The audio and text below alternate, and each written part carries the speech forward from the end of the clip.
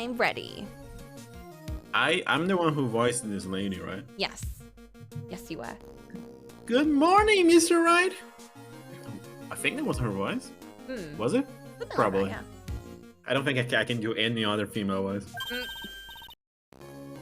Good morning, Maggie.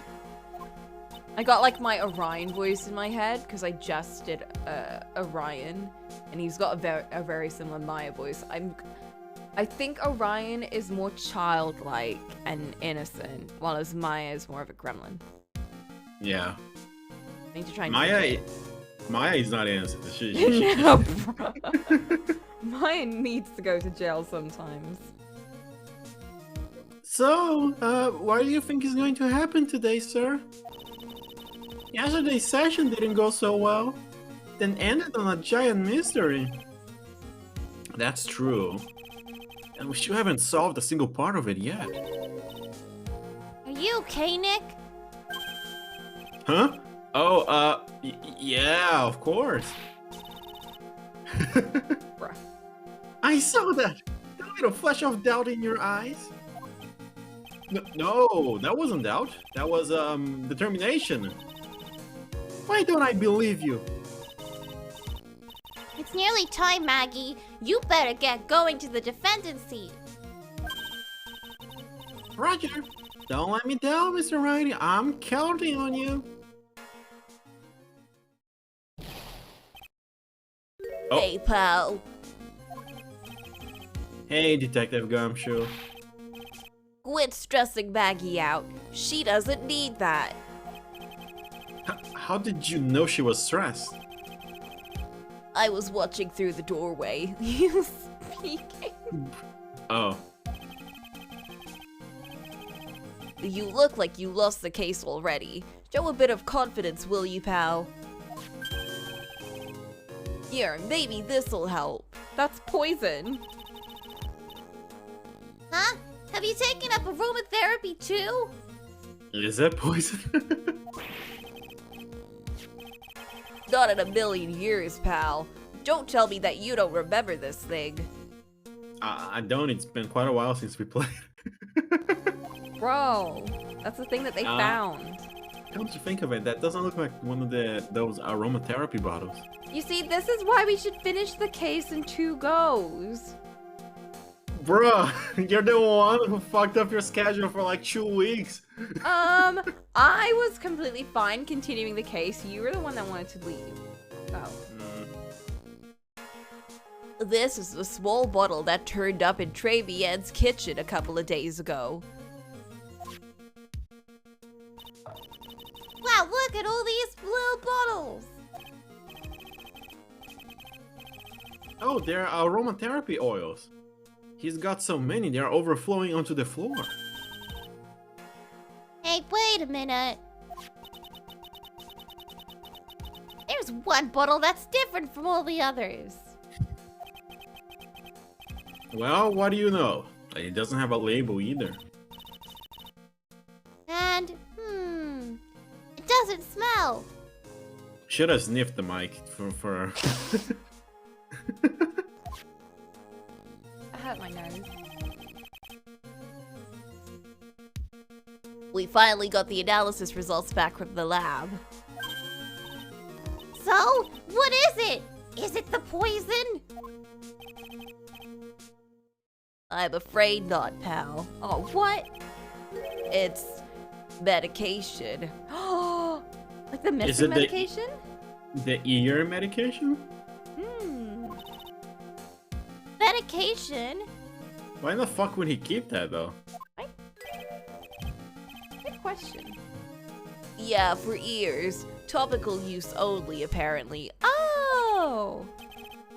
For ears? You mean?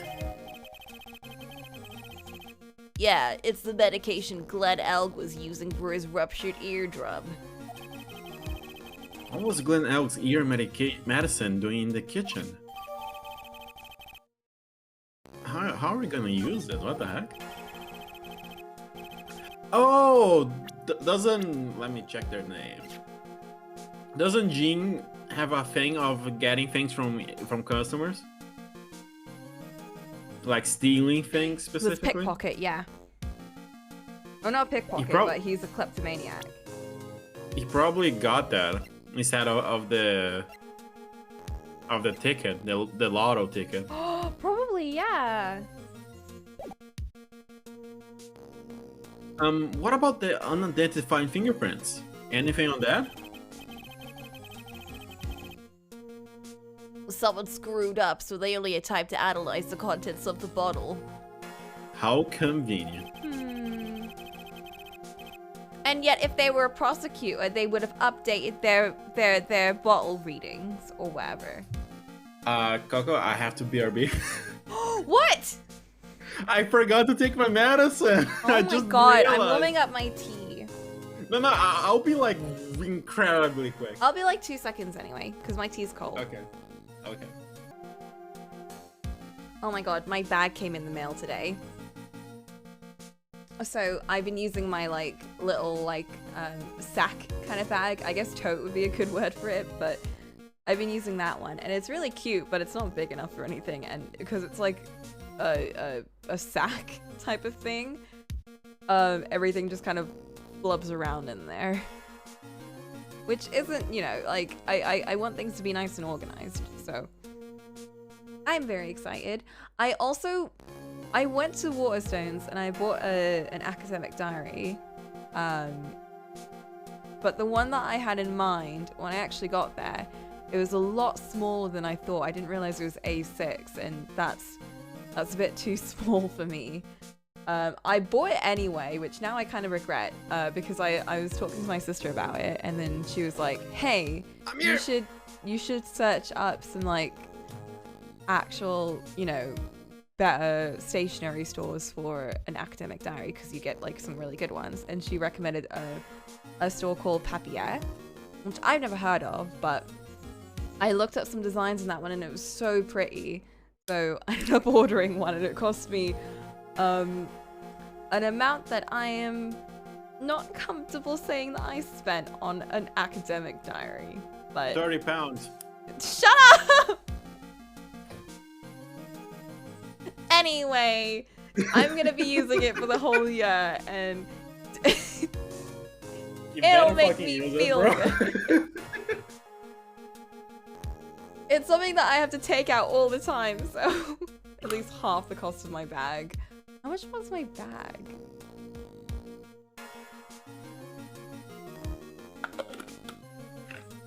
How much was my bag? This guy who doesn't remember what she spends on purses and bags. No, because I bought my bag and I think it was on sale, and I bought it with another bag because I was just gonna get that one, but then because of the shipping thing, it ended up being really cheap. So then I bought like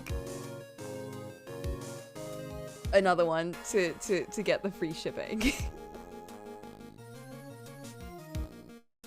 And that was another cute little sack tote bag thingy. It has owls on it. It's very cute. The one is green though, but it looks really nice. I haven't actually opened it yet, but I just picked it up.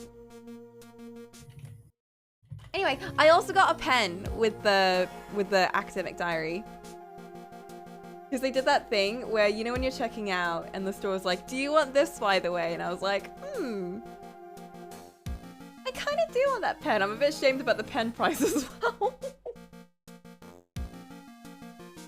Can I ask kind of a therapy related question? Sure. I don't know if I can answer though. Is fish oil legit or a pseudo medicine thing? Bro, that's hella pseudo medicine. Really? Yeah, or at least it's an alternate medicine. I can't say it doesn't work, but I also can't say it works. Yeah, I think any sort of oils is soothing, isn't it? I'm not wondering if it's real or not. I'm just wondering if it's based on real medicine or... Well, it's not something we do... I say we. It's not something that's done in therapy. That's for sure. So if it is used, it's probably used in like something else. Yeah, because my mom gave me a bunch of these pills. And since it was coming from her, I was kind of sus. Oh. But my mom then used to do that. But any kind of pills that she took, I don't trust, because they were all like, you know, like fish oil pills and like blah blah blah oil pills, like, you know, health kind of stuff. And I'm like, sure, that's just, you're just spending like hundreds of pounds on like nothing. But if it makes you feel good, then that's probably like, that's why people do it. No, like I'm here taking fish oil pills, and then I'm like, she says it helps with clarity of mind, and like avoids the mind fog people tend to get. Yeah, I'm not sure what that actually means. Yeah, fish oil stuff has omega-3. I'm not sure how that would be related to like the mind, but I also don't really know what omega-3 does when it comes to like clearing up your head. Let me check. Omega-3 benefits. Because it does have some genuine benefits, but... Lower blood pressure. Very good for the heart. I'm not seeing... It's good against like illnesses and stuff. Like it boosts your immune system, I think. But side effects of omega-3 fish oil may include a fishy taste in your mouth. What? No. That's ridiculous. What? I can't believe these fish tasting pills are making me taste a little fishy. Oh yeah, nothing here says anything related to the mind, but oh well. I guess there's no. Like, if you're like, you know, if your body's feeling good, then your mind feels good, right? I mean, at that point, I'll just take ice cream or something.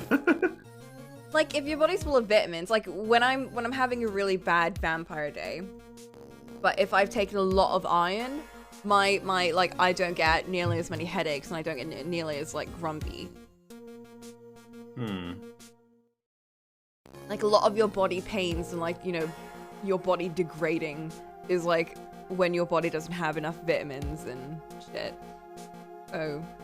Maybe if you have like a better balance and you eat better things, that's what makes your mind clear? I don't know.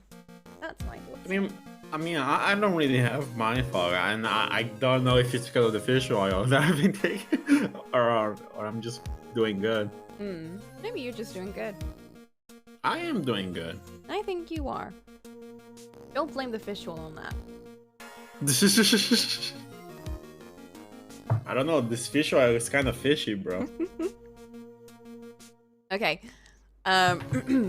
Another hour and they might have gotten something on the prince, but we had the host rush. is doing something else. Oh. There you go. That's going to weaken its impact as a piece of evidence. Okay, pal. This is it. Make sure your defense is impregnable today. Got it? You don't know what that word means, Gumshoe. I'd rather be impregnable as something else. Make sure your defense is breathable and submissive today, okay? Today's trial. I'm gonna expose that guy for what he's done. Or my name isn't Phoenix, right? Yeah, it's Neo. No, it was Shinoff. Shinoff, yeah. Shinoff.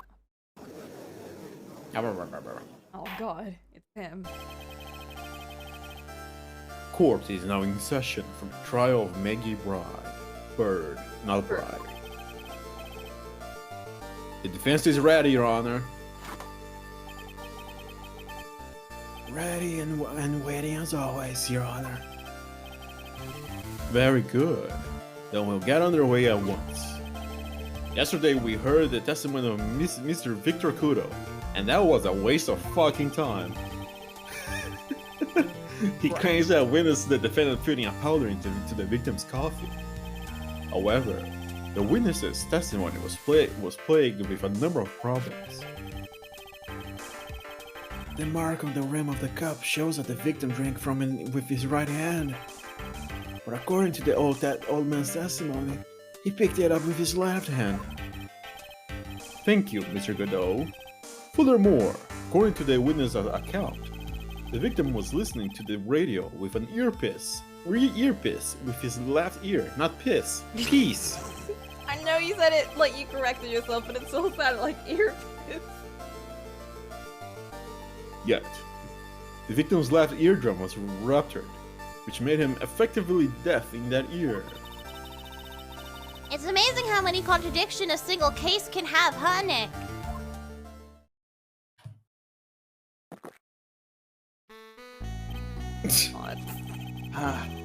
Allow me to enlighten you, Your Honor. The world, you see, keeps turning, and we must turn with it.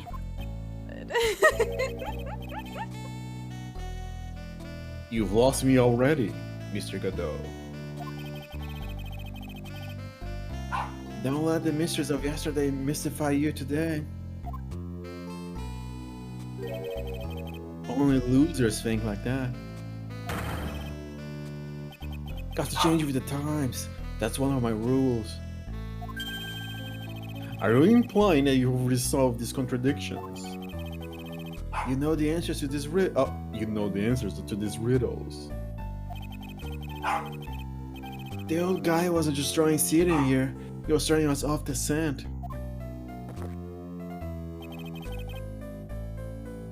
And today I'll prove it.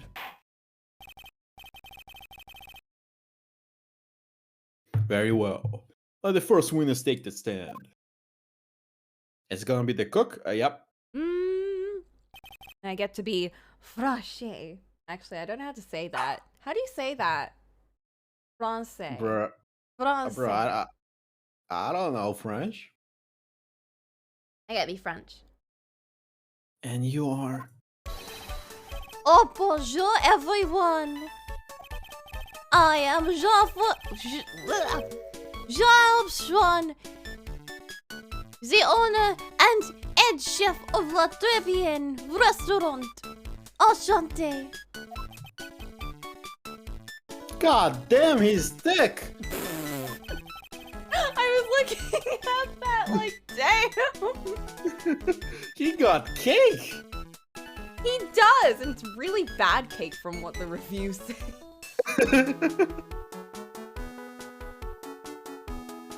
Forgive me for asking, witness, but are you a woman? Oh la la, monsieur. As you can see, I am la pute and perky gentleman. On the day of the incident, you were in Tribulation kitchen. Let me just like ignore. Isn't that right? Hey, Godot changes with the time, so he says trans rights.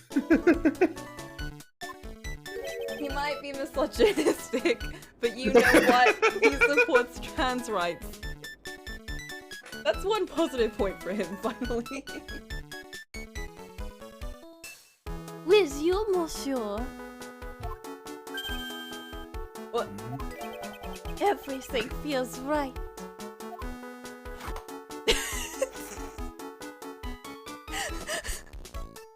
Is he gonna spit? Ah. Ha. Wow, he's totally unfazed. Doesn't anything intimidate this guy? Nothing. Except cold coffee. Very well. Your testimony, please. Witness, please tell the court what happened that day at Tribulation. Oui, volunteers.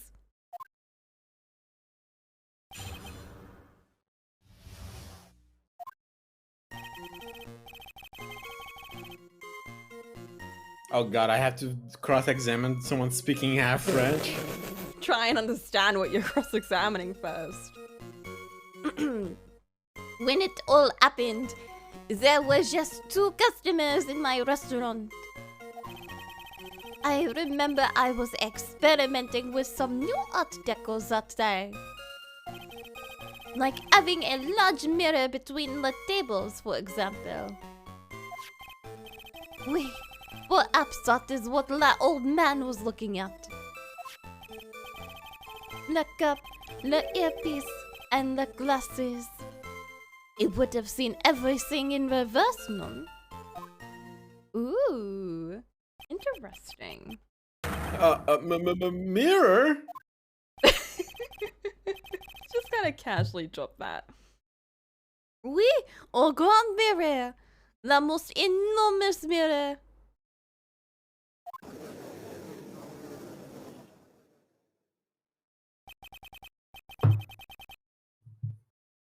And suddenly, the mystery disappears. Like I said, the world keeps turning, so roll with it. That would explain the coffee cup and the earpiece conundrum. The mirror would have made everything appear back to front. What the heck? It's way too early in the morning for this to be happening to me. Now then, Mr. Wright, you may begin your cross-examination.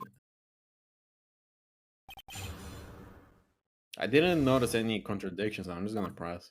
Yeah, probably the best. Just 2 customers. And who are the 2 customers exactly?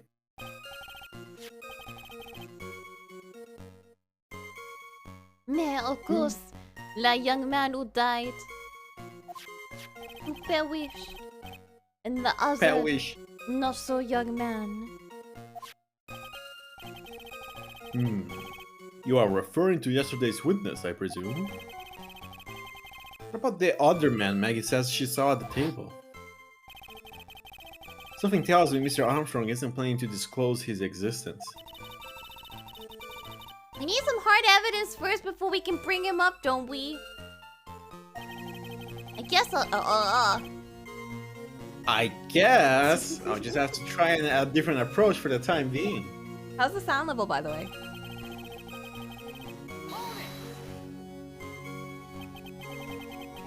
You were experimenting with Art Deco.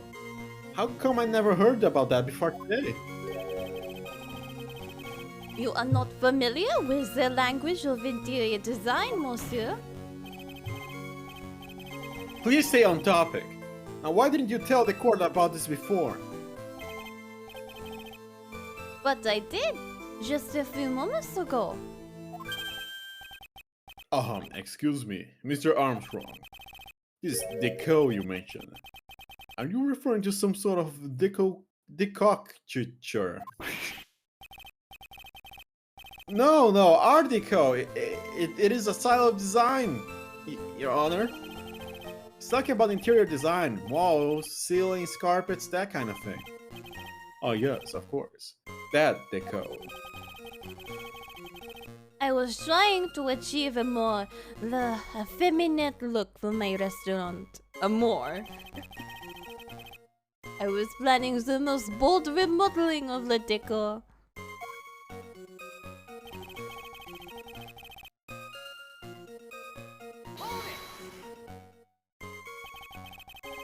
How big of a mirror are we talking about here?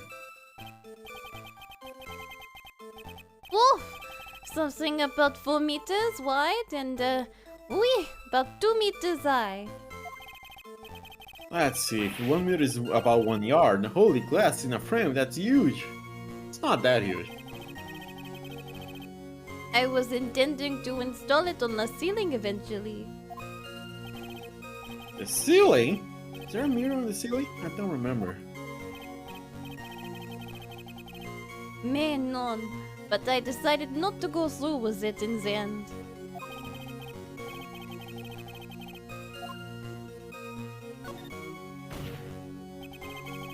If you really had such a large mirror in the restaurant, someone would have noticed it. There's nothing about a mirror in Mr. Kudo or Maggie Bird's testimonies. But Objection! You didn't ask, right? You have only yourself to blame for such a sloppy work. What? A mirror was delivered to Tresbian the day before the incident. Really? As Mr. Armstrong testified, he was carrying out some design changes. And as it turned out, he didn't actually use the mirror in the end. This just doesn't add up. Even if a mirror was delivered to Tribulation, it doesn't prove that he was in the restaurant on the day of the crime. Ha! If you want to doubt someone, try to look in the mirror. I'm sure the person looking back at you will be dubious enough. So the witness yesterday had seen the victim reflected in a mirror.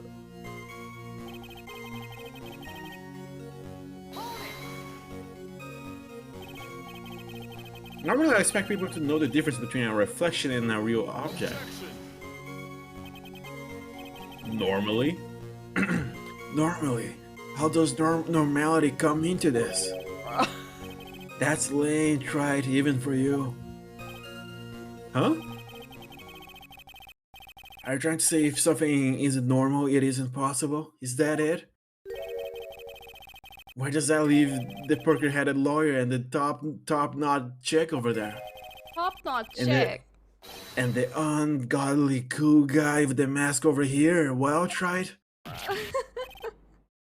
Not the hair! I do not have a top knot! Mr. Godot is correct. A lack of normality is no basis for discounting an argument. Bien, logic as one the day.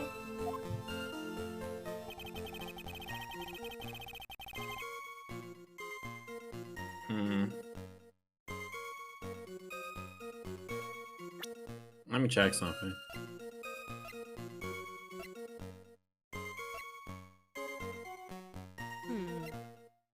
I'm looking for... But it's bad. Oh, or this? Oh, the weenies. I like how Gumshoe's cooking is literally the best thing in this entire game so far.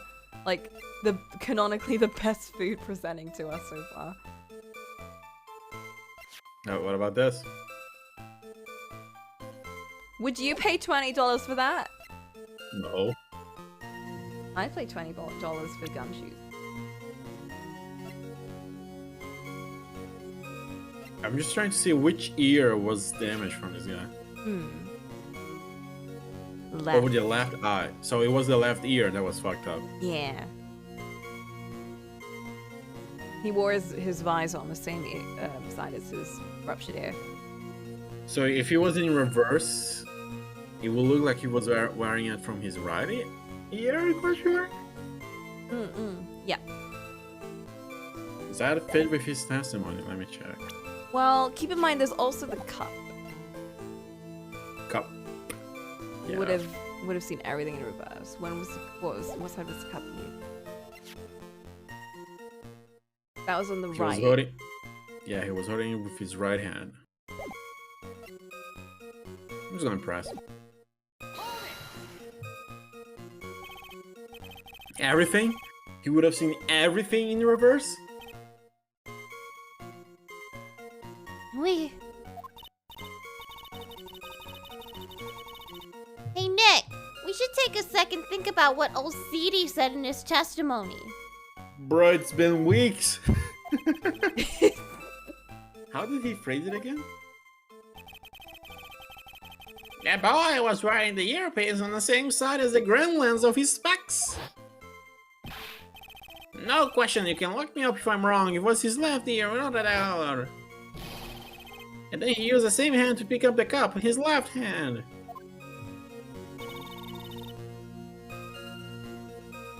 If he saw everything he described reflected in a mirror, then everything he said he saw on the left was actually on the right, huh? That clears up other problems with his testimony, I guess. Or does it? Ha! Kinda hard to believe everything is the fault of a mirror, but... You think old CD saw everything through a reflection?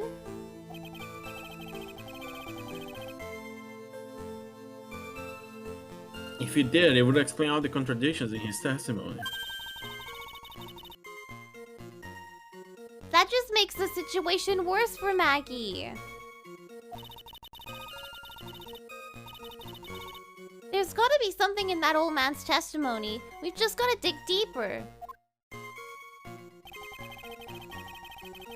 Okay, so I have to present something. Alright, Coco, hear me out and you tell me if I'm saying nonsense. If you saw the reflection of this dude, he wouldn't be seeing the skeleton, right? He would be seeing the no earpiece side of him.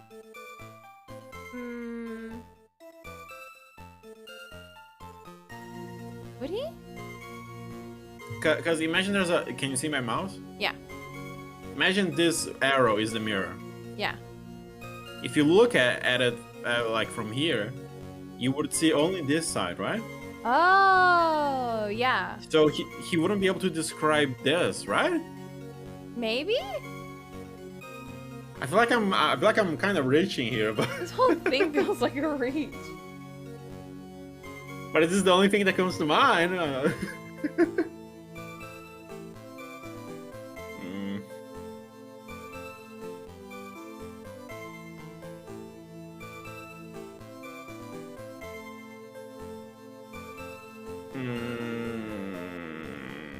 I'm gonna present.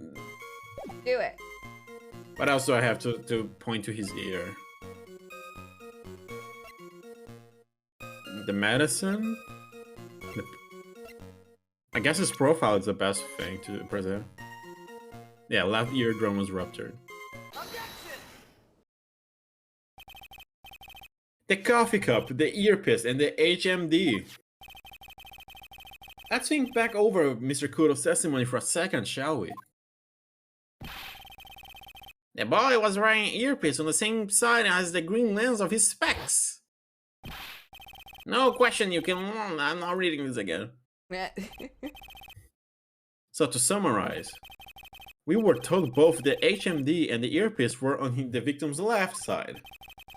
Now, if Mr. Kudo saw all that as a reflection in the mirror, it means both the HMD and the earpiece were actually on the victim's right side. My reasoning was fucking right. Bruh. I can't believe I would not have gotten that. Exactement. You see, monsieur, now that you think about it, it is not so odd, non? Unfortunately, that's where we run into a monumental contradiction with the facts. If Mr. Kudo did... Oh god, I have so much shit open. Bruh, of course I do. They're all references. Mr. Kudo really did see everything in the mirror. Why is it that the HMD is down on the wrong side of his head? What? Order! Order! Mr. Wright is correct. If the witness genuinely observed the victims reflected in the mirror, then we would expect the victim's eyepiece to have been over his right eye.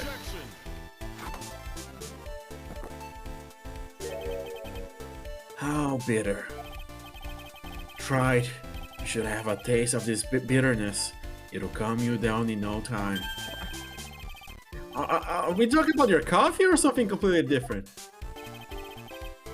You don't understand the way the witness thinks. How he thinks. You remember this, I presume. The I broke the vase, sorry, apology letter. I mean, Mr. Kudo's sworn testimony? Exactly. The old man has one very grievous habit, other than throwing seeds. The more of an impression something makes, the more muddle his mind makes it. And what's the most striking thing about Mr. Elg? Clearly, it's the victim's eyepiece. And that's my point. The old man strikes again. Mr. Elg's HMD made a big impression on the old man. Huh?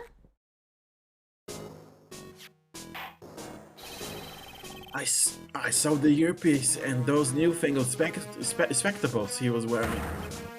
Oh yes, they were both on his left ear, do you hear? His left ear! Ha! Well, tried. That's the worst but best impression of Kudo ever. Wow, I really thought he was all seedy for a minute there. Your Joe's good. Enough. I must agree that yesterday's witness was irresponsibly rash in much of his testimony. Bad luck, Nick. Looks like the boil of a contradiction you found is just a rash. Ew? A mirror can't be beaten by a handful of seeds, nor can it lie.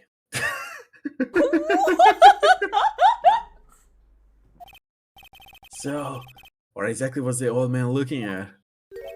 Somehow he managed to trump whatever the fuck Maya just said. Fill us in, Mr. Armstrong. Go on, tell the court. We're all ears.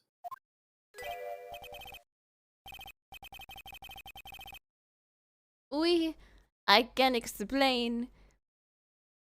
How do you say please in French? Oh, and that guy. On that guy, if you will look at the plans of the restaurant.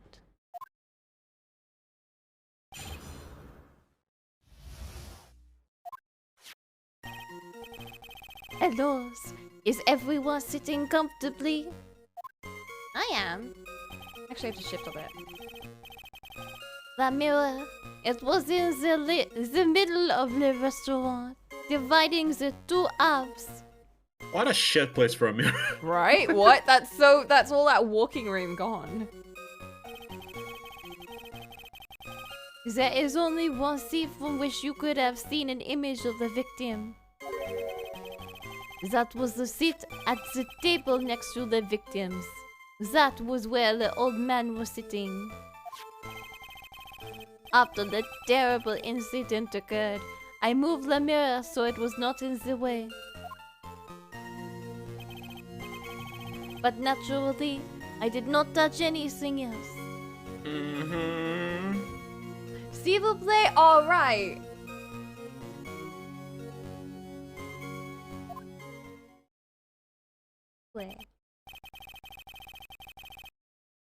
Do we have a crime photo? Good question. I think we do. Okay.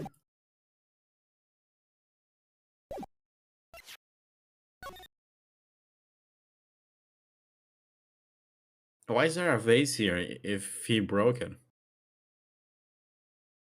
That's a good question. You can present that at the bit where he's like, I didn't change anything. Or we can question the old man's position. Yeah, could do that.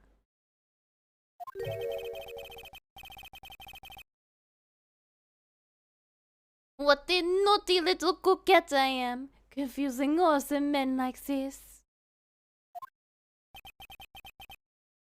Don't worry about it. We can keep up. Except the guy breaking out in a cold sweat over there again. Ugh, I hate that guy. You said you didn't touch anything else apart from the mirror. Are you quite sure about that? Volunteers, of course. Very well. Mr. Wright, your cross-examination, if you please. There was a lot of segments there. A mirror, I feel like the obvious one might be more obvious.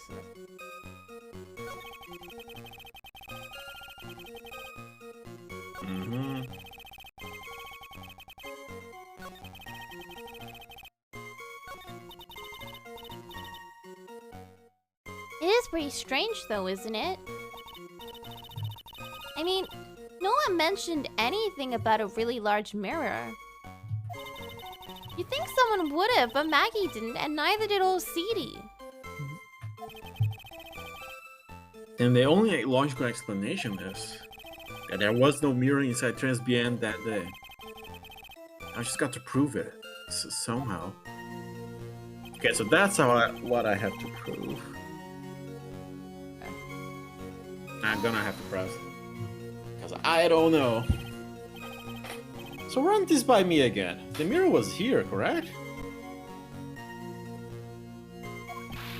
Ooh. Really? Because I know if I were you, I wouldn't have put a mirror there. It would be in the way. Objection! Look who's talking, tried. Huh? You're obstructing my view among the other things. Oh, shut up. But this is my seat in the corner. Lesbian charm is that it gives you the impression that you're the only customer.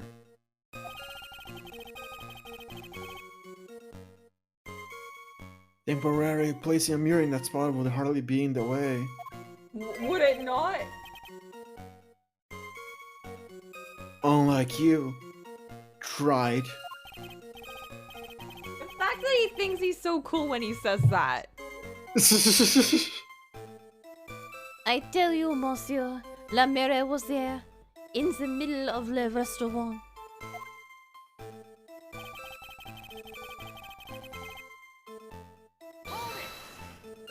You're in the way of justice. Would. And where would that be?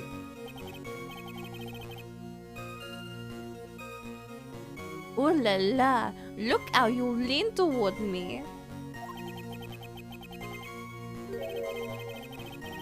I always attract the younger boys. Maybe I should keep you in suspense a little longer. Mr. Armstrong, tell the court what you know at once. Mr. Armstrong, we're on a time limit. I attract the older ones too, you know, handsome. Shall I tease you too? Oh shit. Oh. I'm already seeing a very hot someone. So I'm afraid you'll be waiting for a long time. Damn. Okay. Start speaking about his coffee. I bet she has mocha cream skin and cappuccino perfume. Bien, I will tell you, there was only one seat from which you could have seen.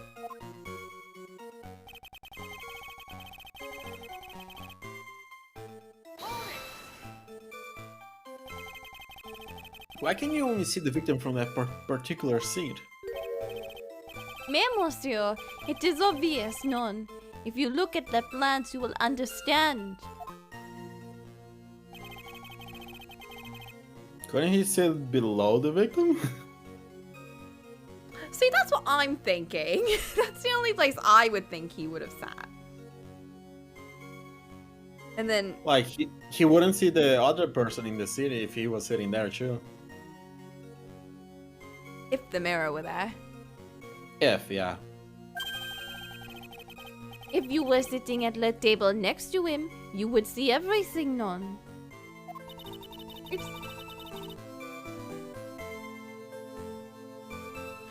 But that's the seat old CD was sitting in on that day. When the poisoning happened. The old man was sitting at the table next to the victim? Why does that seem kinda odd? Alright, Phoenix just said I should present something to that scene. Mm-hmm.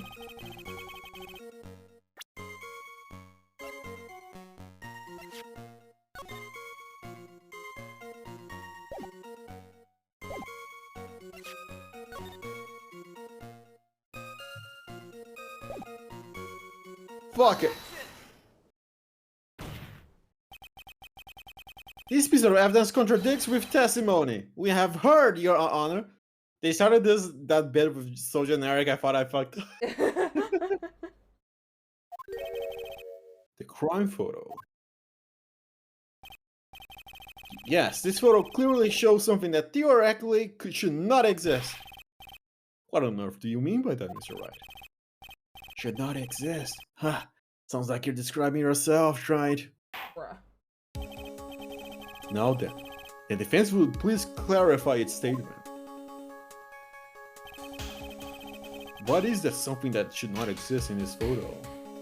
The vase! I think it's pretty obvious that this is what should not be in the picture. The vase. Haha.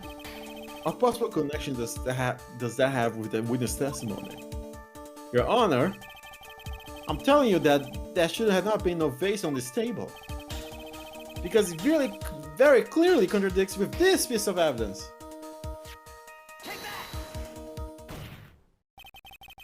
There is one thing that was clearly demonstrated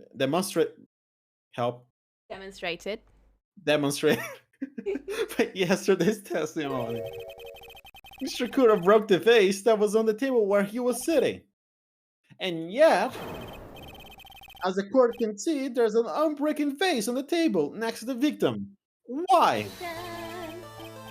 Because Mr. Kuro was not, in fact, sitting at the table next to the victim at all. Don't be an idiot, Tride. That's impossible. That Sid's the only one Kuro could have seen the victim's reflection from. Exactly. Ugh. There's only one conclusion we can draw from this contradiction. There was no mirror in Tribulation that day. Your testimony, Mr. Armstrong, is an elaborate lie.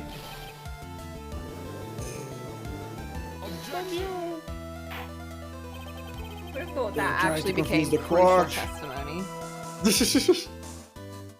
Don't try to confuse the court, right? Obviously, the witness cleaning up the vase. While the police were taking their time getting to the crime scene. Unfortunately, Mr. Godot, that doesn't quite work for me. Mr. Armstrong already testified to the contrary. In his own words, I did not touch anything else except the mirror.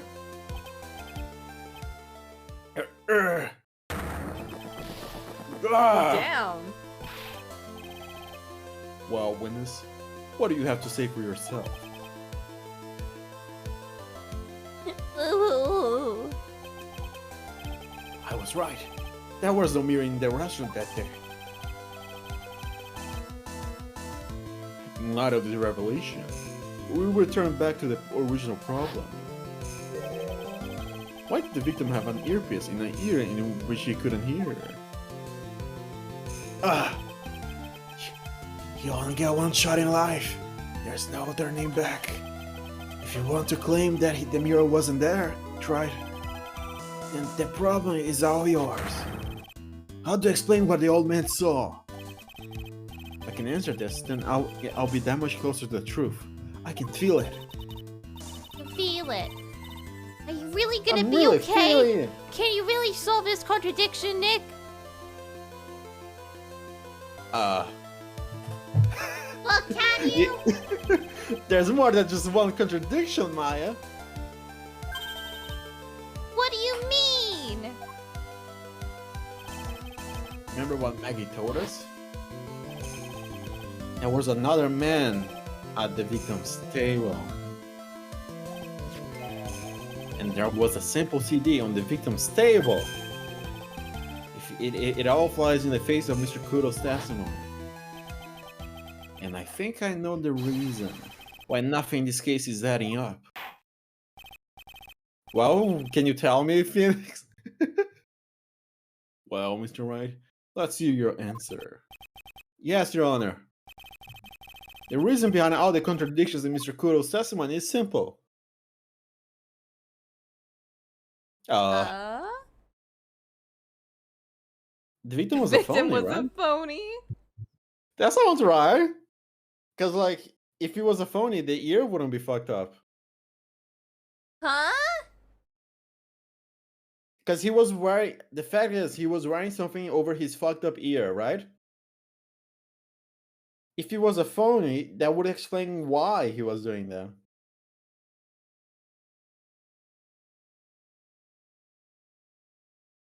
The victim? Yeah, the victim. Why? Because, like... You see him right here. Yeah. She's wearing a earpiece to something... To his fucking side. That should not be hearing. Oh! And that's the problem we've been tackling in this case thus far. Was it for him? I don't know. Go back. What are the other options?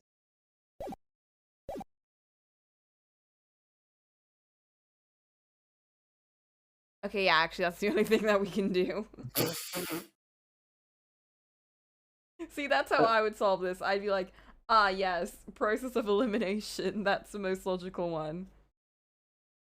I mean, Mr. Kuro could have made a mistake. He definitely could have, but that's too simple. Not right.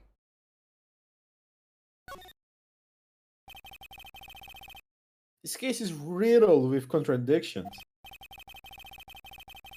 Yet there is one very simple answer that clears them all up. And what is that? The incident Mr. Kudo witnessed and the incident the victim experienced were two completely different events. What? Yes, the victim that Mr. Kudo saw wasn't Glenn Elg at all.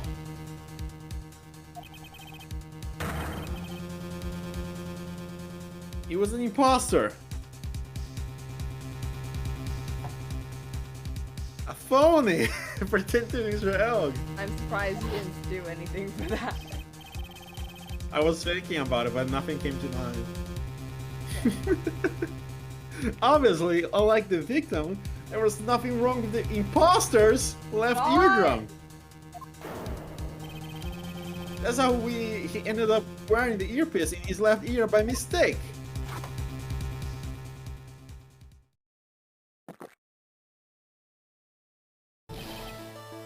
We did it! Order. Order in the court. Settle down or I'll clear the courtroom. Yeah, no Quiet, throwing Grant. coffees. Why don't you clear out of here, huh? What did you say? Right. Are you saying that what Mr. Kudo saw was a setup? Yes. Someone pretended to be Glenn Elg and acted out the whole coffee poisoning. All for the express purpose of creating a witness out of one Mr. Victor Kudo. Yeah, Rio tried. Why would anyone want to do that? Isn't it obvious? The thing Mr. Kudo was the most insistent about in his testimony was... I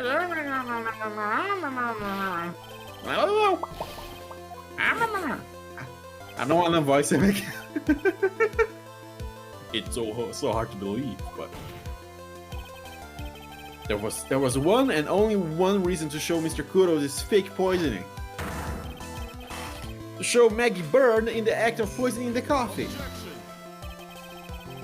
Are you insinuating that the waitress in the old man's story was a fake as well? It's true that there were no customers in the restaurant at the time, but... It's also true that the chef was there. He would have noticed what was happening. That's right. Well, witness? If your restaurant was the scene of such theatrics, who would have known about it, correct? Oh la la. This is most difficult for me. No, it's quite simple. All you have to do is testify. You're under oath, after all. No one breaks that. Was there, in fact, a phony at 3 p.m. that day? The defense demands that Mr. Armstrong tells the whole truth about what happened. The defense request for additional testimony is accepted. You will accurately explain in detail the events in the restaurant that day. Oh, oui. Yeah, Moriarty told me about eliminating the truth. La victim, Monsieur Elg. He came to my restaurant alone. I remember the old man arrived not long after him. There were no other customers.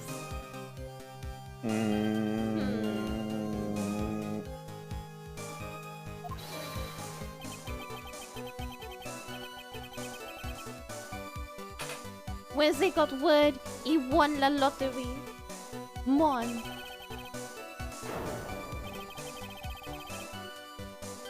It was approximately 5 minutes later that the poisoning incident occurred. No, there was no time for a phony to do la acting.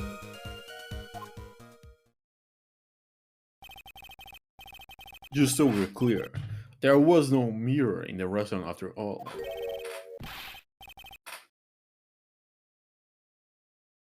Je vous demande pardon. Forgive me, Your Honor. I lied because I wanted this mess to be cleared up quickly. So you lied and made it harder? And broke the oath?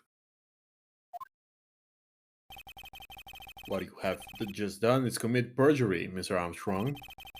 I will decide how to punish you later. Oh, oui. For now, we will hear your cross-examination. Mr. Wright? He took that perjury charge a bit too well. But I'm guessing he'll be in more serious trouble after this cross-examination.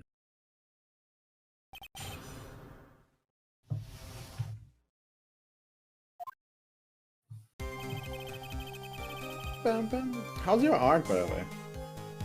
I just finished up an emo. Send it to Flint so we can pop it. Ooh, the jail emote? It's sent. And now I'm We're gonna gonna work on finishing the commission. We're gonna stop everything to see the emote. so no pressure, Flynn.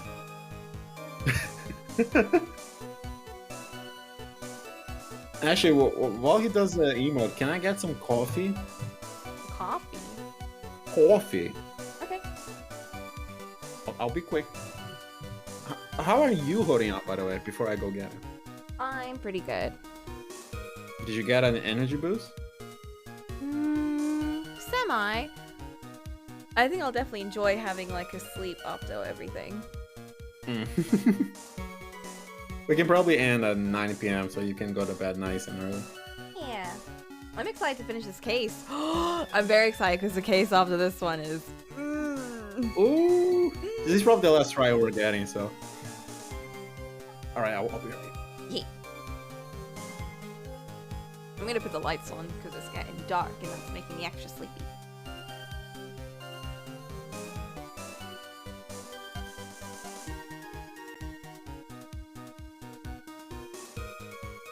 You stopped sharing it. What the heck happened? I had to reset. The music was getting a bit weird. Oh. There you go. Okay. I want to see a picture of my coffee. What? I want to guess what color it is. Bro, I didn't hear what you said. You want to guess? You want a picture of my coffee? Your coffee? My coffee. Okay. What color do you think it is?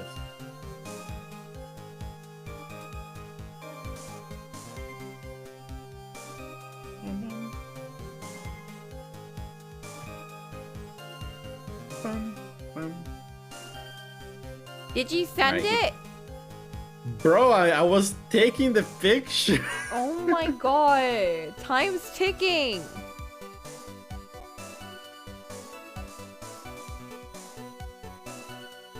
Oh wow. Super light. That looks very light. But it also looks like it could be foam and like underneath it could be really like dark coffee. No. It just be like that. Okay.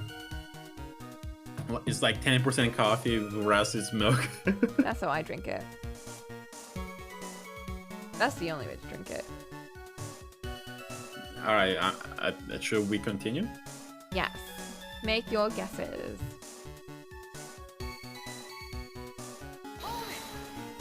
My guess is to press.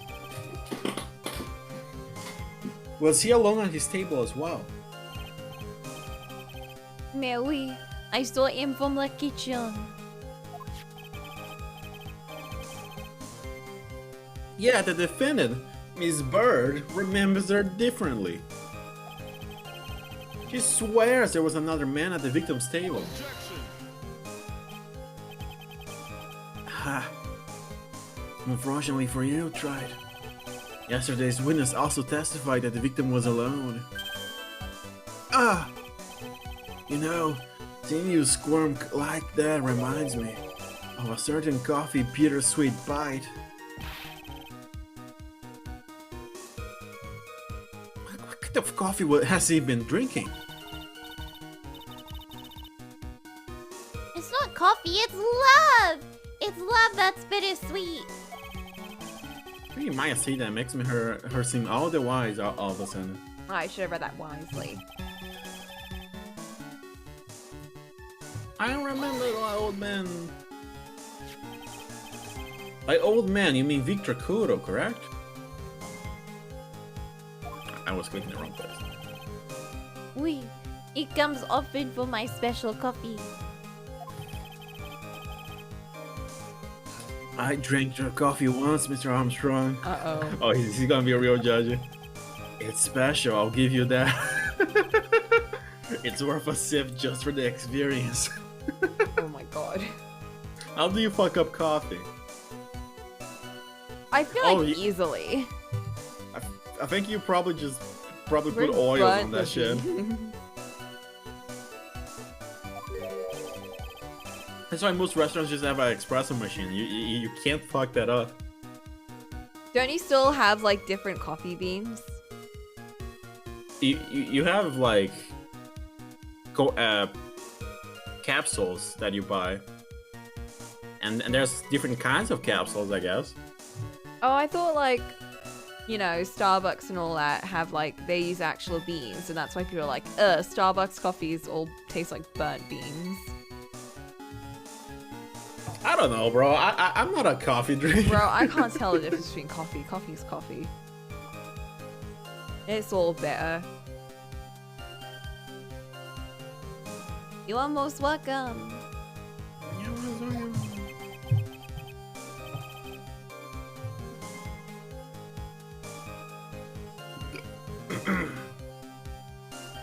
I said it was worth one sip and nothing more. So old Mr. Kudo arrived at the restaurant around the same time as the victim. Maybe I should ask about his arrival in more detail. What time was it? How many minutes after? I don't know which one is more important to know.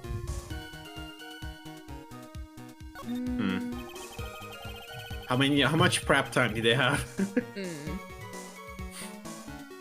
So they're saying that not much time elapsed between when the victim and Mr. Kuro arrived. Oui, that is correct.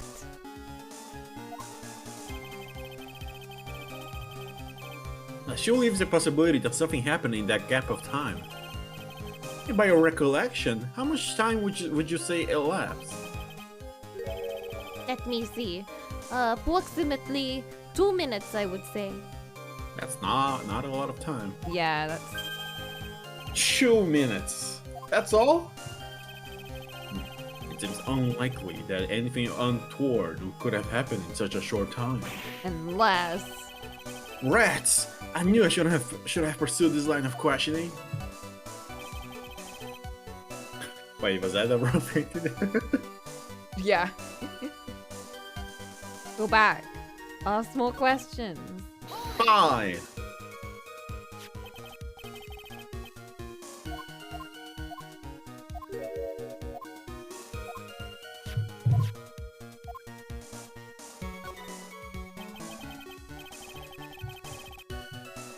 Out of curiosity, what time was it when Mr. Kuro arrived?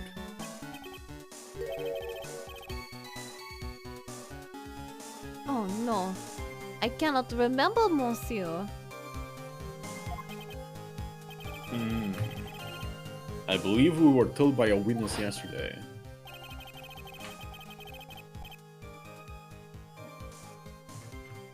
Gumshoe, Arrival was reported at 2:25 p.m. by a kind of scary old man, sir.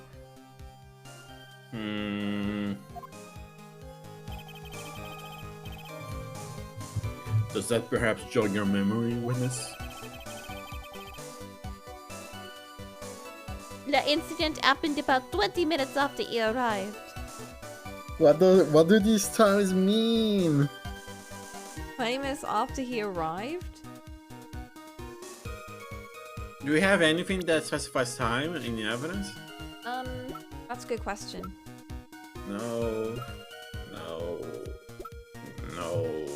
We have the broadcast? Maybe? Maybe.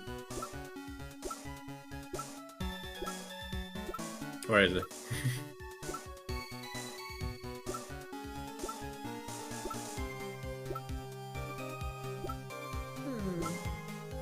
Oh! Every Monday at 1:30 1:30 p.m. p.m. That don't make sense. How the fuck do I present this though? On the statement? No? Yeah, I guess. Yeah. Okay, radio flyer.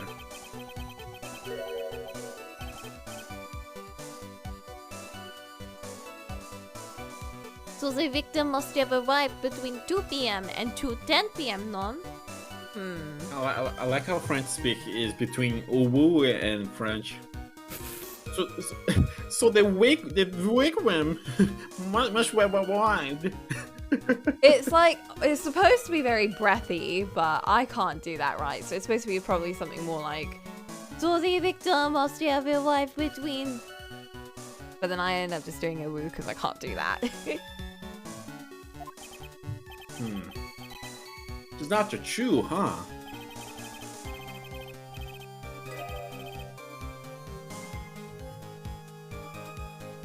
Thank you for your help in jogging my memory, monsieur. You are wonderful. You know, it might just be him that's making me do it like that. Ha ha ha. I can't sit here all the time and do nothing now, can I? Bruh, you do that Please. time of day will be added to the witness testimony. If only being a judge was that easy of a job, but it's Right. not. Oui, monsieur judge.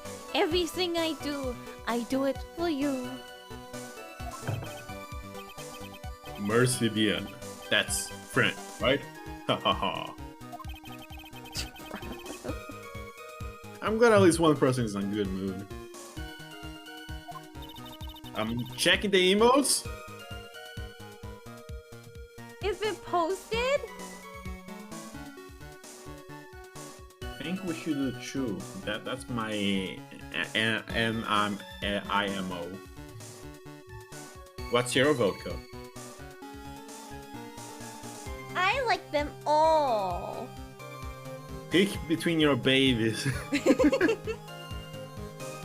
I think I like two.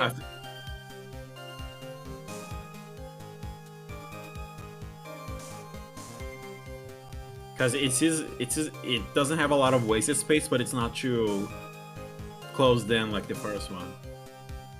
Like the third and fourth one have too much wasted space for an emote, in my opinion. Wow, okay.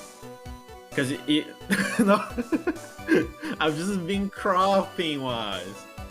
Because you gotta remember the emote goes smaller when you have it with text.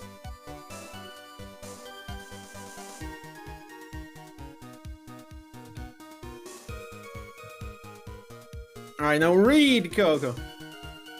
He's even humming a song to himself.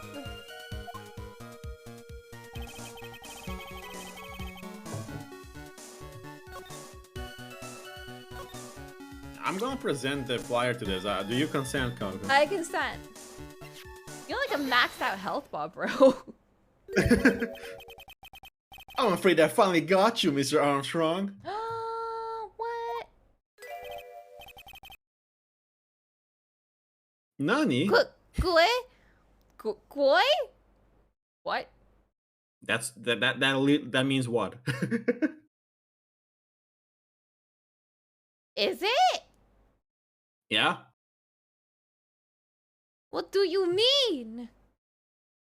You're making me Google this. Because it... What? Yeah, it means what? Do you know how I knew? Because it sounds loosely like how it is in Portuguese. Yeah. Quoi? What?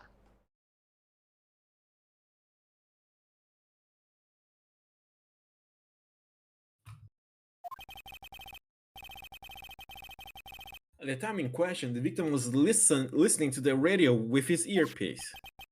The show he was listening to was Millionaire Radio. Each week, they announced the winning number of a $500,000 lottery ticket. Oui, that must be La Showman. Yo. Huh? Why is he saying mon? I don't know, bro. Elk was listening to. Oh, Mon Elk was listening to, like Monsieur Elk. I can't see any problem with this testimony, Mr. Wright. I wonder.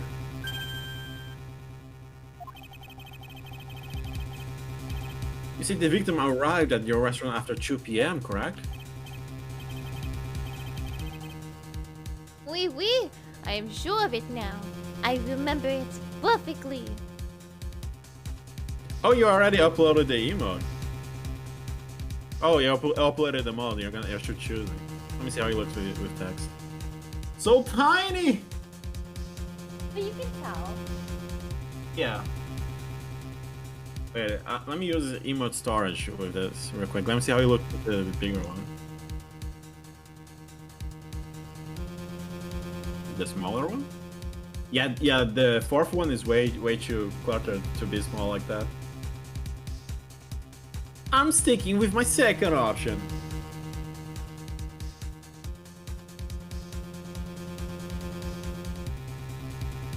Did you read this? Yeah. I know it was that time because I had just finished serving the lunch menu. Get to Bless you. Help. Hey. Oh, okay. I was about to say, excuse you. Get to the point, right? If you have one. Damn. He has many. That show is broadcasted live at 1:30 p.m. And it claims to be the most thrilling 10 minutes of your life. It's on the air at 1:30. Now, supposedly, the victim made some noise when it was announced that he had won. And yet, I don't believe his cry of joy could have occurred after 2 p.m. Because the show had already finished more than 30 minutes earlier by that point in time. No.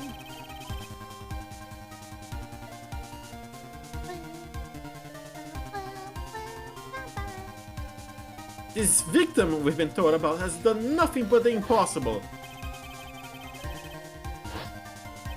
Listening to the radio with a ruptured eardrum, catching a show that was already over. There's only one conclusion you can draw from these facts. This victim was sus, an imposter, acting out the poison 30 minutes after the real murder. Yes, there were two Glen Elks in Tribulation that day. The real Glen Elk, now dead, had been poisoned by the real killer, and the phony Glen Elk acting out the events for Mr. Kudo to witness. It certainly seems that way. I mean, if that wasn't the case, how could you explain this time discrepancy? Quite a performance, right? You were almost on a roll. Oh! But sadly, you lack the rock-hard foundation of rhythm to build your song. What is this? Music Theory 101? Let's recap. According to your imaginative theory, it's now just after 2 p.m. The funny elk is performing a play for the benefit of Mr. Kudo. How do you explain then where the real Glen Elk is? I don't believe I had to spell this out for the court. However, at that time, the real Glen Elk was already dead. That's not really the obvious conclusion.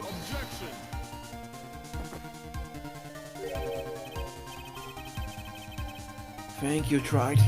That's exactly what I was hoping you would say. What? Nani? Now, I presume you can prove this theory of yours? Can you explain where the missing corpse went to? The missing corpse? According to the old man's testimony, there was only one other customer there. If that customer was the phony Glen Oak, then where did the killer hide the body of the real victim? Yeah! The prosecution has a valid point, Mr. Wright. If your theory is to stand up to examination by this court, you must provide us with proof by answering the prosecution's question. Where did the killer hide the body?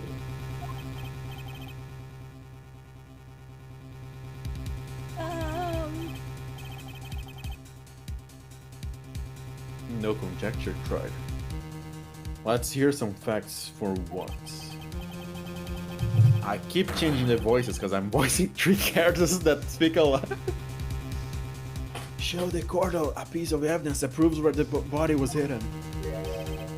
Evidence? What's with all the intense pressure in here all of a sudden? It's like we're in a courtroom and we need to do things properly or something.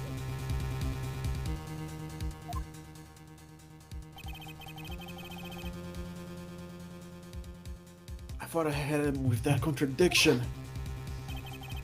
But he's turned it all around and backed me into a corner instead. Well, Mr. Wright, the court will now hear the defense's theory and evidence. First, where was the body of the real Mr. Elg concealed? Inside, right? Yeah. Where else would I it? don't sound too sure. Like, I don't can you imagine know. that? Can you imagine they just dragged the body to the kitchen, right? That wouldn't be weird. It would not. Like, it's. There's a reason why they included the kitchen in this floor plan, right? Yeah. I'm gonna say inside, and if I'm wrong, but it would have been too dangerous to take the body outside. Obviously, the body must have been hidden somewhere inside Tribulation. Interesting. But where could have a body have been hidden inside a restaurant? Perhaps you would care to show the court on these plans, Mr. Oh shit. Yes, Your Honor. Of course.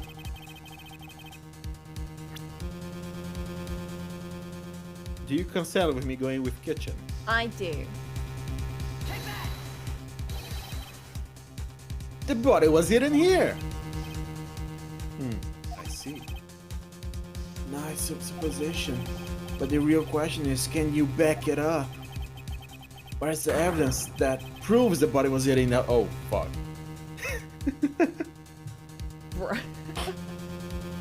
There's something that proves the body was in the kitchen. Oh!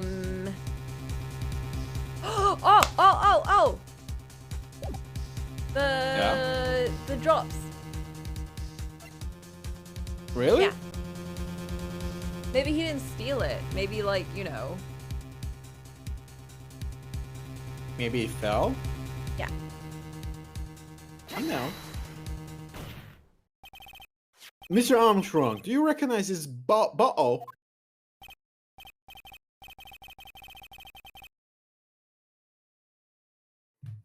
No, none! None!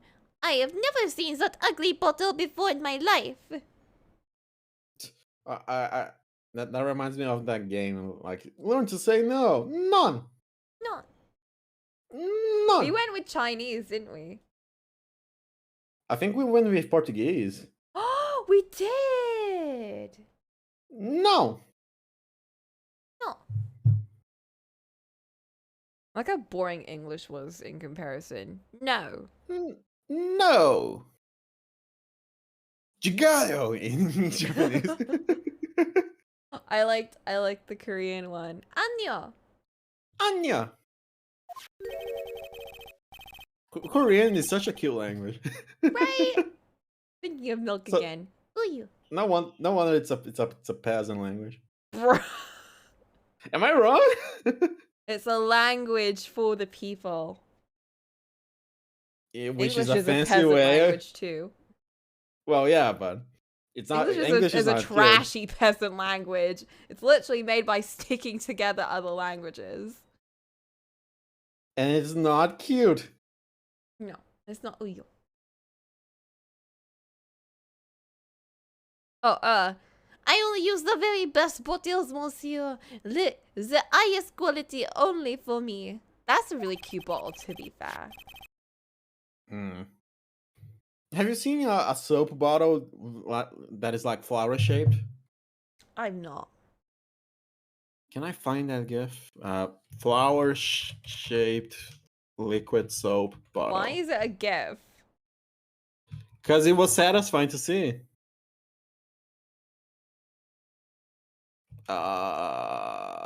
Liquid bottle flower liquid soap. There we go. I found it. Oh, I didn't find the GIF, but I did find an image for it. So basically, this thing is shaped like a flower, and when you get soap out of it, I'm gonna find an image that is not shit once. This image is like 10 fucking frames, 10 pixels, I should say. Okay, there we go.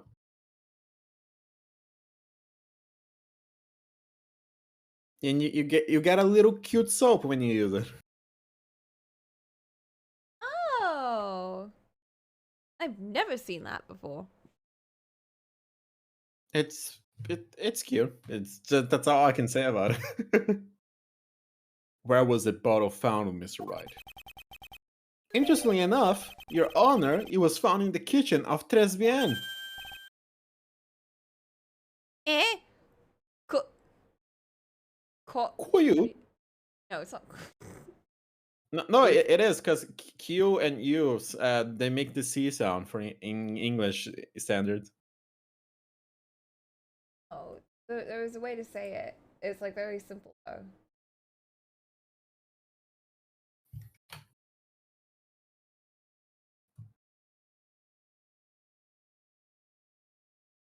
Quoi? Quoi? Quoi? Quoi? Eh? Quoi? But I only ever use these bottles for my aromatherapy oils. That's what's weird though. But this bottle doesn't contain aromatherapy oils, Mr. Armstrong. No, it contains a medication. What kind of medication? I'm sure everyone remembers, don't they? And Mr. Elk visited an otolaryngological clinic and was given medication that day. Can you say that word 3 times in a row quickly? Otolaryngological. 3 times. Otolaryngological. That's a weird word. You can't be serious.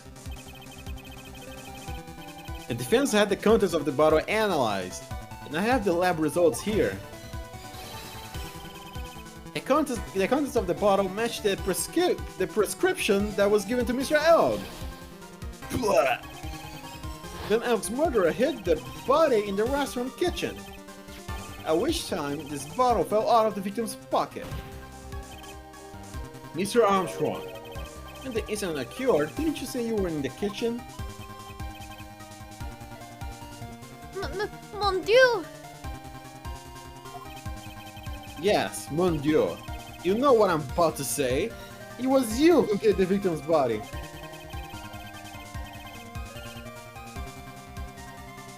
You did a fine job pretending to be my client, Maggie Bird. However, you were setting her up to take the fall behind the poor girl's back. No. Order. Order. This is an extraordinary development.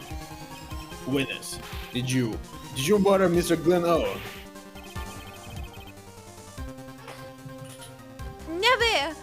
could not do such an horrible thing.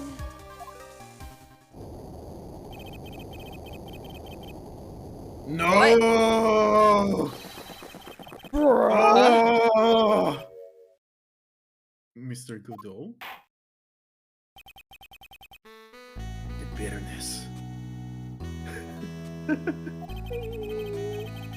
Every time I get lied to, I always down a mug of coffee. That's one of my rules.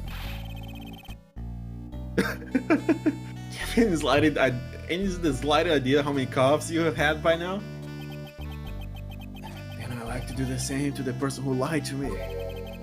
I like to take them down with my empty cup. Listen up, chef. How about a brand new flavor in your ear? My H-deficient friend. Je vous demande pardon. Please. Wait. S'il vous plaît. You must hear me out. It is a trap. Listen to me. Por favor. What? Is that even French? I don't think that's French. That's Spanish.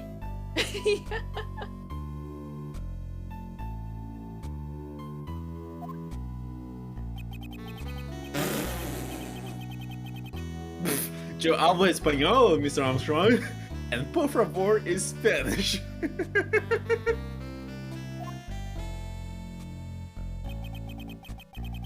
only going to ask you once. Did you do it?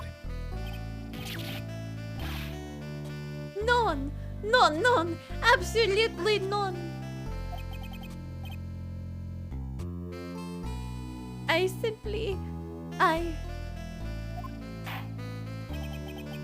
Let's hear it. You got one shot, right, Rams? Witness, the court will permit you the chance to make one final statement. If you lie under oath again, Mr. Godot's coffee mug awaits you. As does my gavel. Oui. It is clear. What do they always say in the movies? I got a bad feeling about this.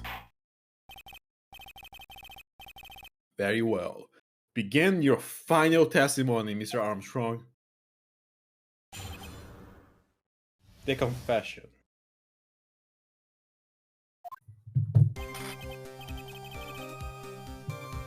It is true. I ate the body in the kitchen. A man forced me to do it. I had no choice.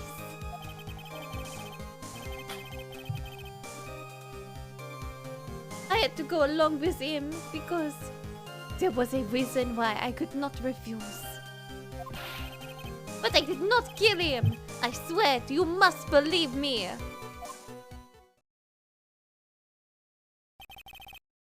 You were forced. By who?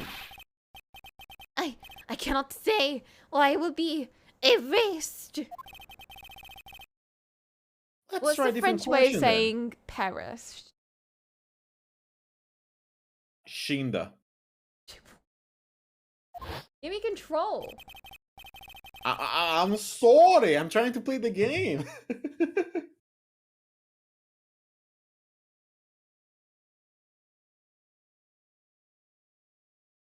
Carrier. Wait. Périr. Carrier.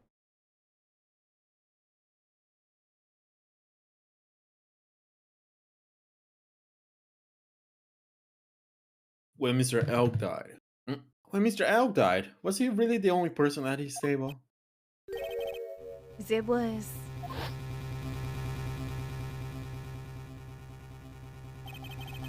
There was another man.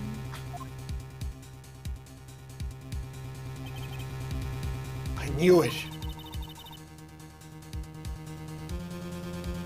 Maggie was telling the truth. That's so weird. That's not clients actually telling the truth.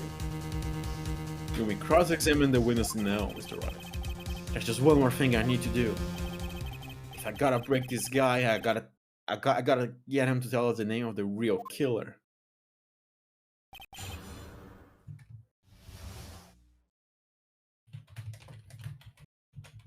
Hey, Coco.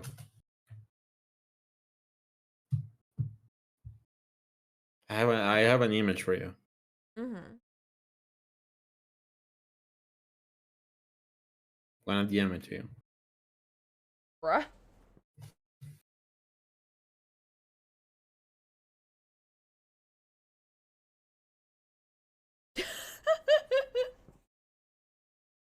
I think I'm gonna order an emote. Bruh. Okay, we gotta wait a week. Ah, fuck. I have to finish my big commission first. Fine. I'm not even gonna press because I think I know what to do here. A man forced me to do it. Which man? I can't present the man. Where is it? There we go. Furio Tigre. This makes sense, right? I'm not crazy. Maybe? Although, you're not really contradicting him, are you? Oh yeah, but this is the present button. This is not the contradiction button. Okay. Oh! You were right. You don't listen to me. I tend to be right very often, surprisingly. Let's end this dance of ring around the rosy, Mr. Armstrong. This is the man you've been referring to.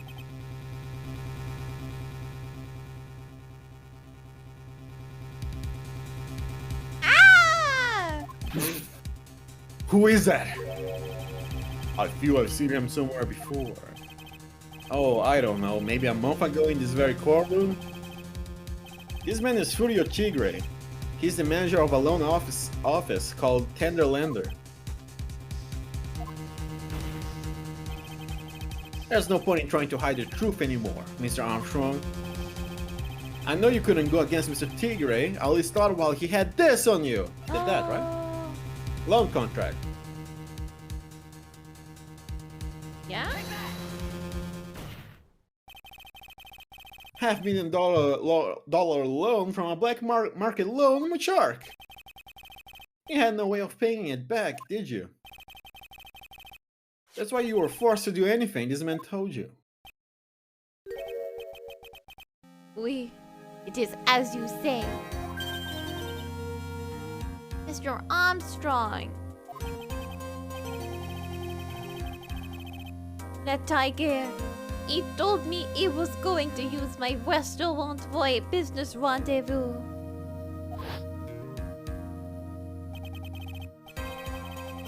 On that day in question, he was meeting the victim to demand that he repay his loan. Okay, that's already like sus AF. Like, surely there should be like just. Like, surely there should be an instant win. Yeah. But this is finished, right, bro? I know. I know why it happened like that.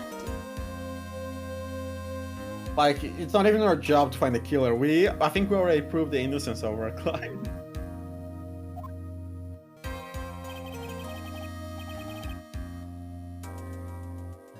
I just did what he told me to do. I had no choice.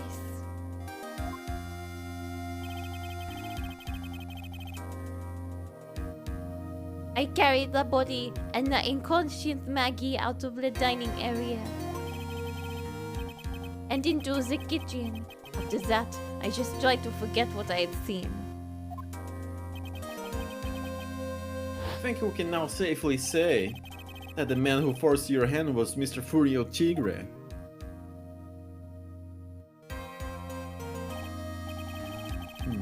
I do have one further question for you, Mr. Armstrong. The poison and the lottery ticket were recovered from the defendant's apron pocket. Was that your doing as well? None! I knew nothing about that.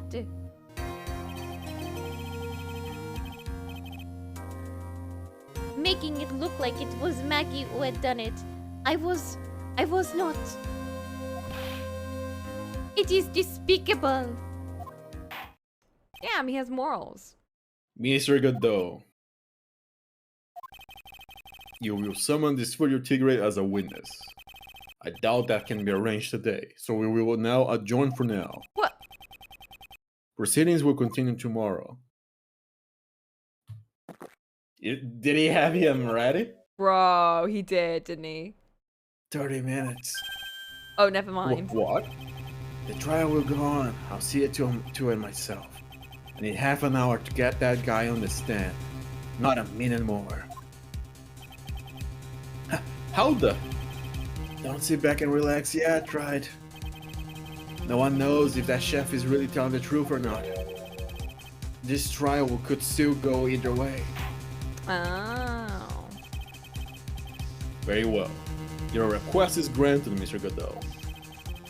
We will now resume once Mr. Tigre is ready to take the stand. Until then, court is adjourned for a 30-minute recess. 30-minute recess. Guess you gotta take one in real life as well. Ooh. That's a for realsies break.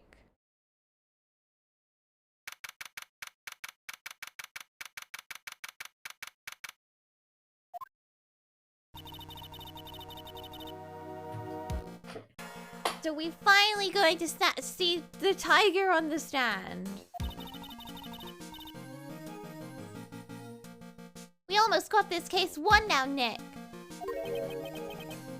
I wish I could agree. Huh?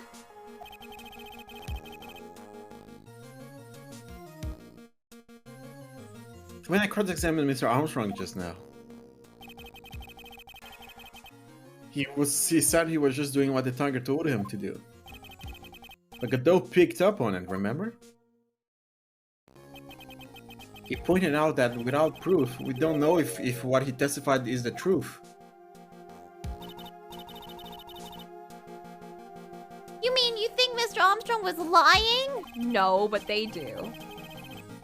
I don't know. But if that's the line the prosecution takes, we could be in trouble. I had the feeling that we don't have the case-making evidence we're going to need, you know? I mean, he has lied on stand once already. Hey, pal.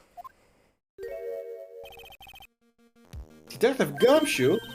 What are you so jumpy about, Detective? Your hair's standing on end. Hey, that's the pot calling the kettle black, little Miss Top Nut. It's not a top nut. What is it then? I'll top nut you. Is that not a top knot? I don't know. A ponytail? A bun?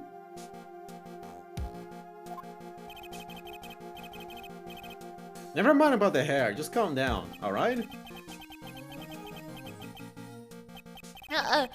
I can't stand still when I don't have a job to do. I kinda get wound up.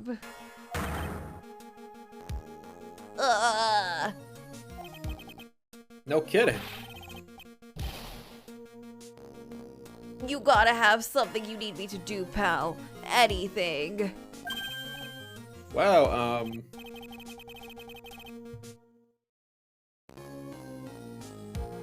Hey, I'm gonna take a jog back down to the precinct. I can get some prints to analyze for you if you got an hour. an hour? The trial will have reconvened by then. But Nick, we still don't have a real decisive piece of evidence, right? True. Got some kind of trump card to pull out of the bag. We're really stuck. You said you could get some fingerprints and analysis done in an hour? You bet. In that case, would you mind checking the prints on this for me? My badge? You're We're going back to the prison anyway. Could you find out whose prints are on this? Then you'll see who planted it there. Yeah. Oh, hey, that's a small bottle I gave back to you this morning, right? You gave it back with, like, gloves and shit, right? Yeah, I think it's time we solve the last mystery of who the prints on it belong to. Sure thing, pal. Actually, that's been gnawing at me, too.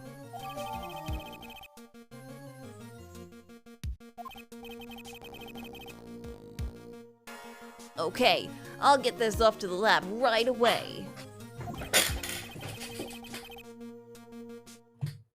Just make sure you don't lose the case before I get back. No pressure. This is pretty much the final showdown, I guess. It's time to separate the phonies from the real guys. Do you think we're able to finish this case today? I think we can. Ooh.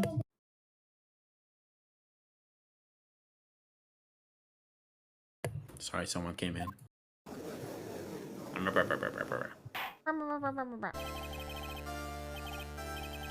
Court will now reconvene. Mr. Godot, did you find this Furio Tigre? I even tamed him for you.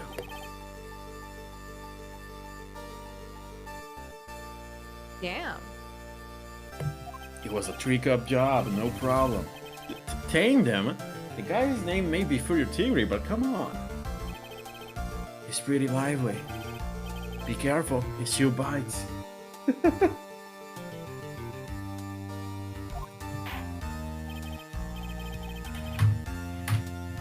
You're gonna have to voice him, Coco, otherwise I'll have too many characters. Dear Tigre? Yeah. No. Bruh.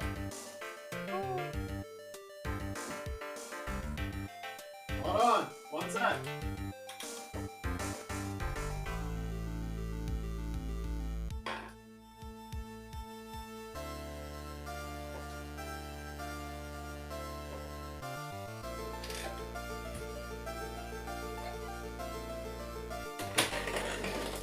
I was putting clothes on my dog because it's cold.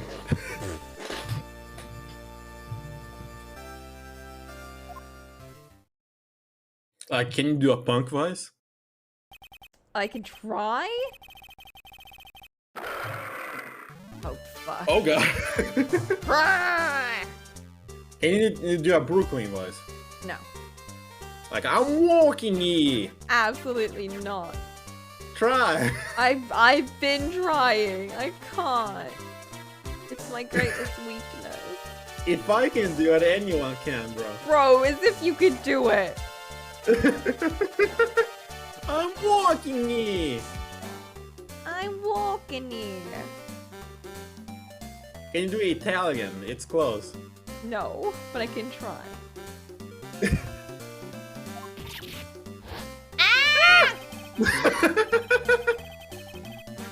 Don't hide under the table, Maya. Unless there's room for me down there too. Would you mind? Oh, fuck. What do you say to me? That came out so nasally. That's what we're going with. Come on, Coco. Try stepping out of your comfort zone. This is how we grow. No. I refuse. He's not even a twink. Why am I putting effort into him? How deep can you go? Not that deep. Okay, how about you make a bestial noise? A bestial voice, I should say. Bestia voice? What voice did you give Bastia? Now I'm curious. I took a cup and I did what do you say to me? If you're willing to do that, I'm down. Bruh, that's so much effort. What do you say to me?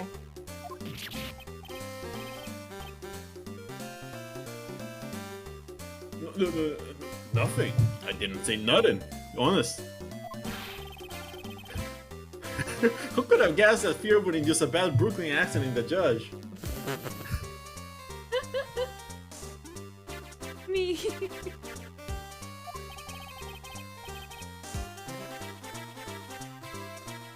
I got business to take care of, you hear me? How about you take Godot and I take Tigre then? I could do Godot, but I'll just give him a boring voice. As if my voice is any good. Yours is at least deep. I'll just give him a smooth voice. just stick with Tigray then, goddamn.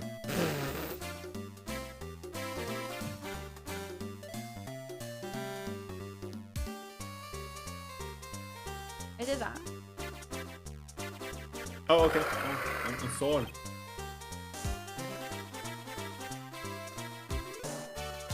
Who the hell called me into this hole? You just dropped the best. I dropped my cup. I'm not holding that. Fine.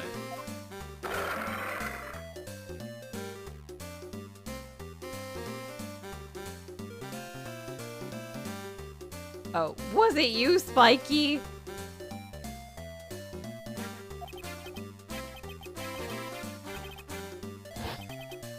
Oh no, of course not. It was the.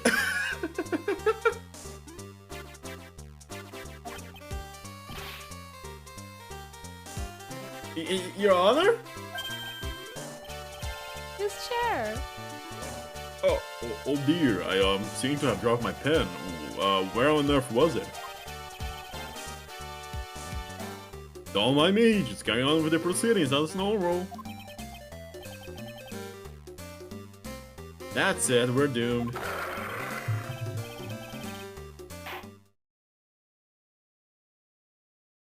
Maybe yous didn't hear me. I said, who the hell was it that called me in here? It's so less menacing.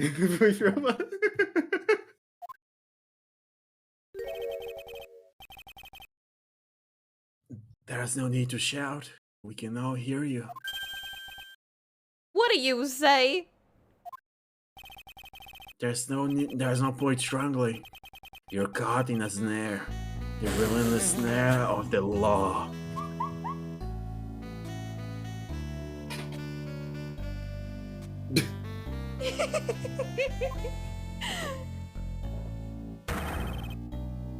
And I'm the one that hauled you in.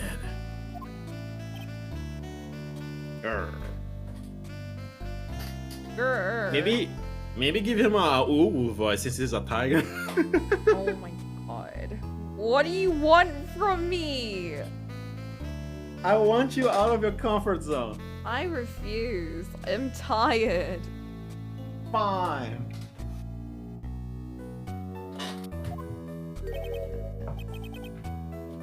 Too cool. What?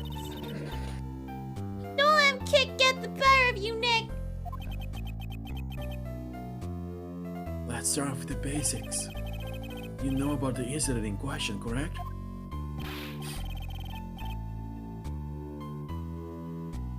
Incident? I don't know nothing about no stinking incident, Moss Boy.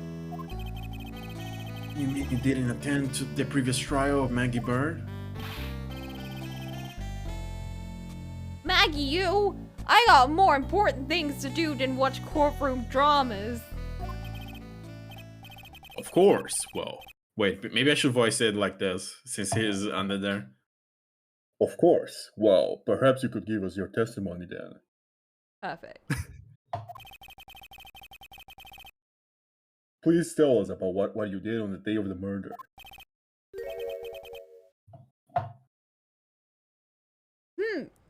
Phoenix, right. Oh! You's the one who set this up, didn't you? You's gotta regret the day you ruffled the tiger's fur. You hear what I'm saying? One sec, I'm getting charger. Okay. Actually, double 1 sec. I need to be real quick. I'm gonna BRB then.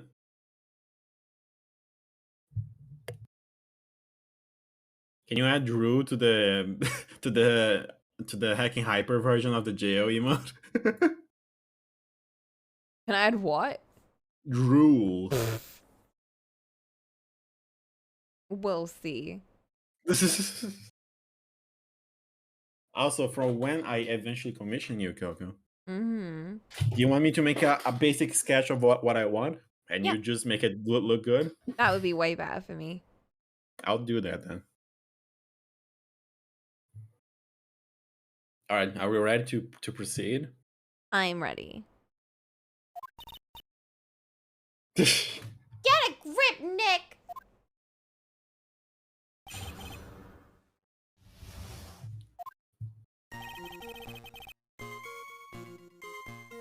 I don't know nothing about no moida.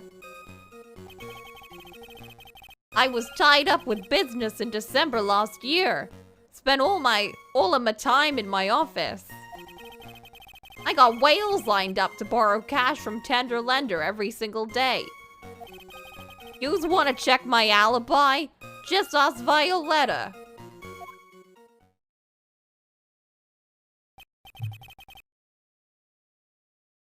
Oh, unless I found my pen. Very well, Mr. Right. Arr! What is it? Please, witness, if you could refrain from shouting out like that. You're scaring the old man. Alright, I'll try and do it with Deepa. I know the kind of games that guy in the blue plays.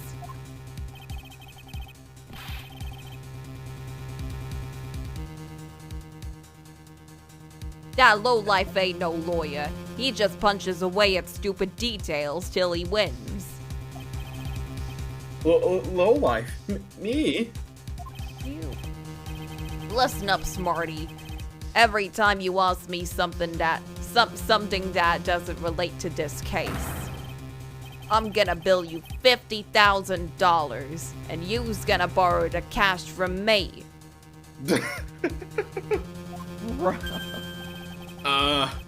That's one long contract I refuse to sign. And don't think it ain't gonna hurt when you get tangled with the tiger.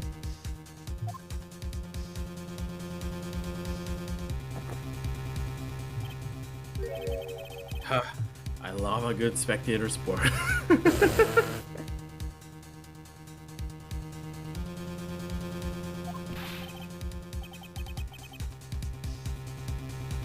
Just a minute. That's really not. This witnesses. How can I put it? A hungry tiger roaming the urban jungle. Oh my god.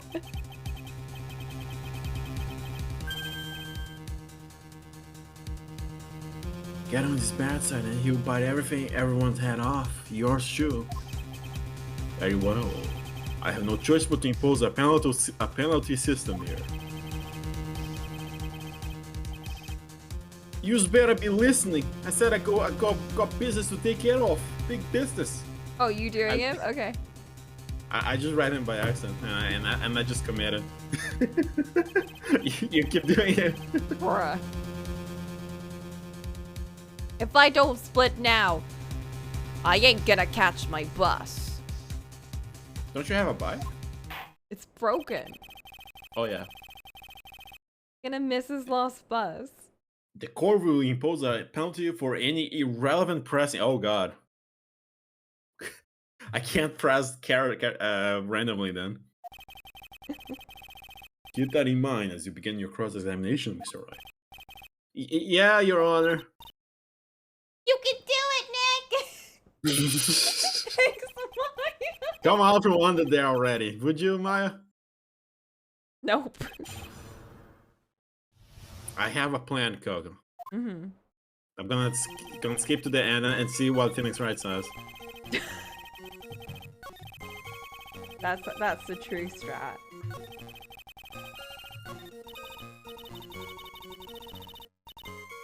One sec. My immersion! I need to get something.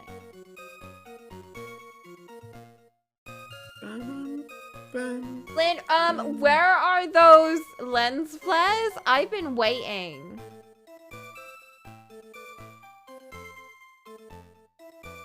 Oh my god. Okay, I need to get on my computer real quick.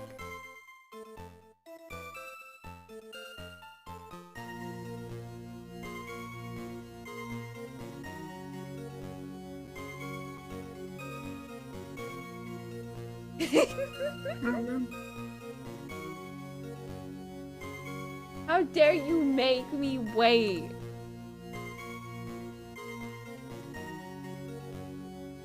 Okay, There was one I really liked, but the site it's leading me to is like absolute trash.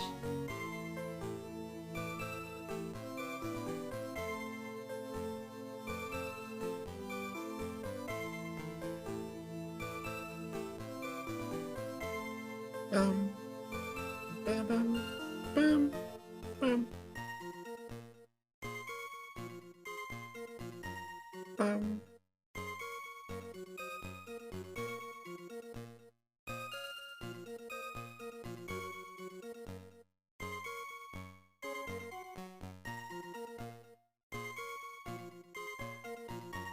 Bum, bum, bum, bum, bum.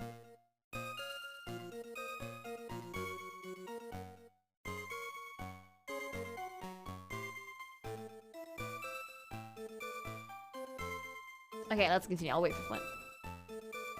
Just Or you think! just look. All you have to do Were you is trying- press him on something irrelevant and BAM! $50,000! Yes, I was looking at Lens Plus. I actually know a technique on how to do it. Well, I know how to make it, but I prefer to use a ready-made one and then adjust it. Oh, okay, okay. Yeah, real, man. How about you pay back the money then? Your allowance should cover it. Hey, I'm no idiot, you know. Well, I'm certainly not the one who thought the 50,000 was free money. Anyway, I need to work this guy out without pressing his testimony too hard. But his testimony is pretty solid as it is. I admit, nothing jumps out at me as contradiction. But I gotta find an opening somewhere, or I need to make one.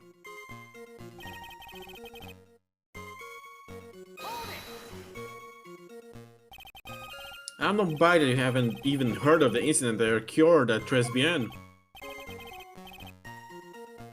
Huh.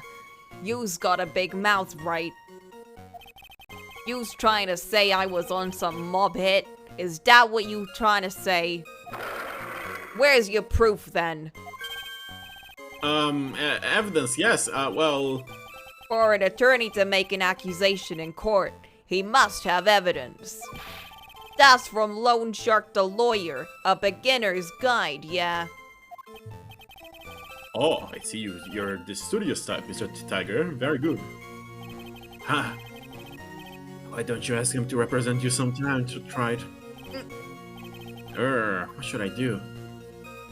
I'm not gonna press harder on that. It's too dangerous to press things without knowing where they might end up. I'll better just focus on getting information at the moment. No then, Mr. Tiger. Would you mind repeating your testimony from the beginning, please? My time ain't free, you hear? You's better remember that. If I miss that bus, someone's gonna pay. Ugh.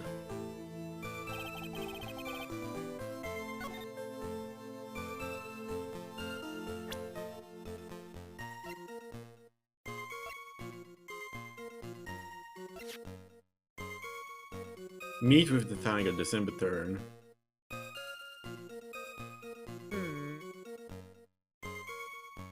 I signed up with business in December last year.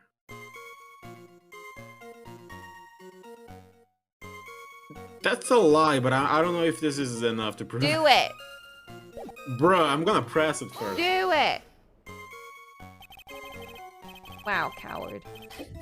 I am a coward. Are you sure about that? We're talking about 1 month ago, you know? You see these teeth? That's how sharp my secretary is. What? Sharp? Is he talking about Viola Cadaverini? She writes everything in my scheduler. December, mainly in the office. That's what it says, so that's where I was. That seems like a rather sketchy schedule. There he goes again! What the Tiger did all December isn't the issue. What's important is what he was doing on the day of the murder, so now what? Press harder? Mr. Tigre, what do you want? What do yous want? If you wouldn't mind going into a bit more detail.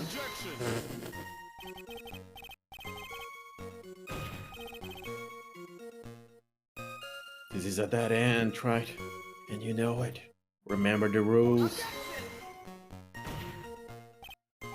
No, it's essential that we establish the witness alibi accurately.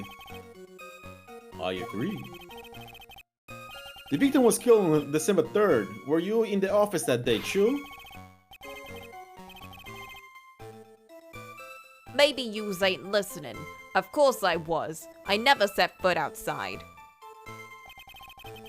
I had meetings all day with a bunch of cats wanting to do business with me. I ain't never seen that young kid before. I do believe the witness' last statement was important. Mr. Godot, if you could please. Mr. Tiger, this court asks you to add the last statement to your testimony.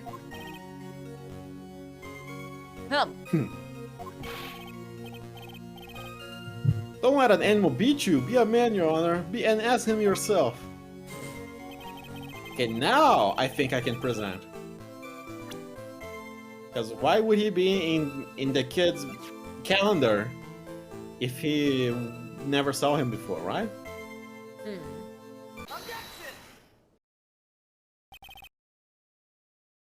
Mr. Tigre, you claim you didn't know Mr. Glenn Elg, but it appears that Mr. Elg knew you.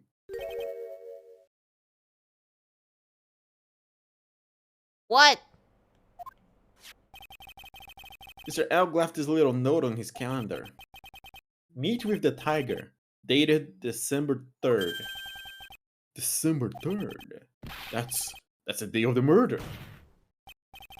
So, Mr. Tiger, I submit that you did indeed know one Mr. Glenn Elg. Because on the very day of the incident, you met with him.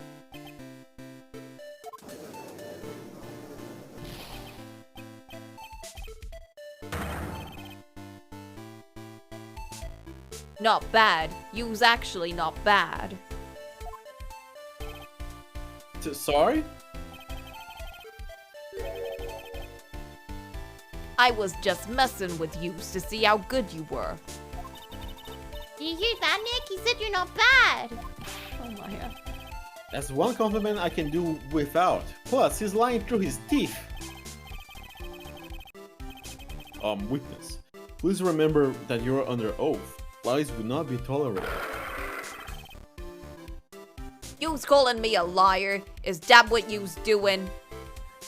Well, I ain't calling you a truther. Alright. So you're saying that you claim to have never seen that kid before. Is the truth? I said I'm dead serious. You's better believe that's the truth. Ha! Then I'll say that gives me time to enjoy another cup of pure black magic. That is, I'll you testify for the court again, Mr. Tiger. Oh yes, would you mind indulging the court, witness? He never actually met with the victim? That's gotta be a lie right there. Simon nailed this guy. Hey, not like that. Maybe.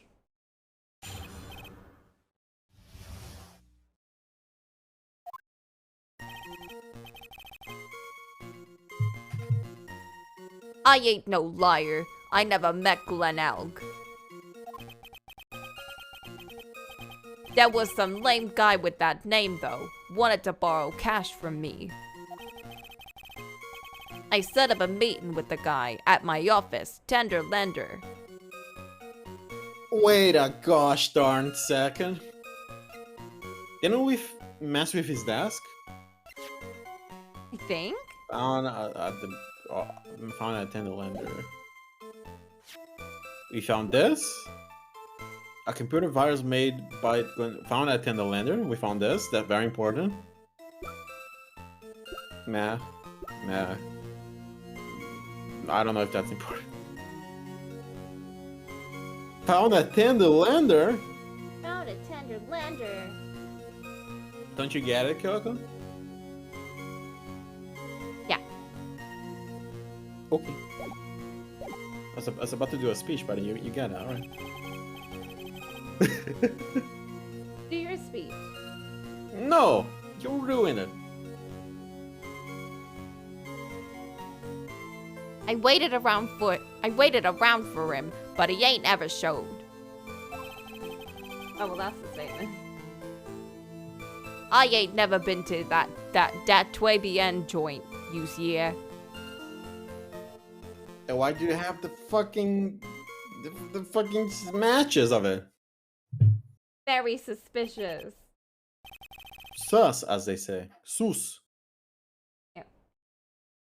I see. That all seems perfectly logical. You had arranged to meet with the victim, but he didn't show up. I heard it's really hard to keep appointments when you're dead. What? Very well. You may begin your cross-examination, Mr. Wright. Yes, Your Honor. Didn't I tell you I got a big deal going down today? I ain't gonna make my bus now. I'm gonna have to take the express train. I heard you got a text message, Kyoko. It's actually someone Ooh. You know what? You know what? No fucking what? Mm-hmm. Bam. Bam? Bam. Bam? Oh, damn!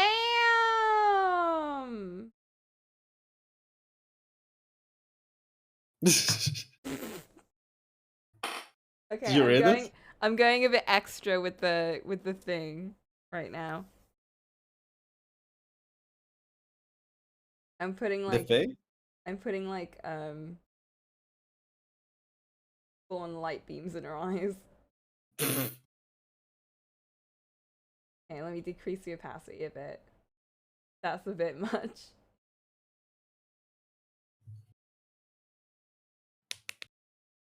I mean, fuck it. Let's switch to our art stream, bro.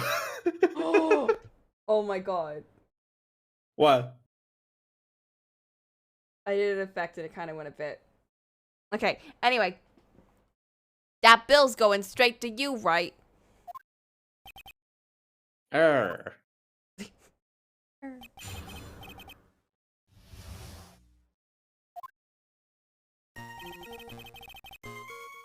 Uh-huh.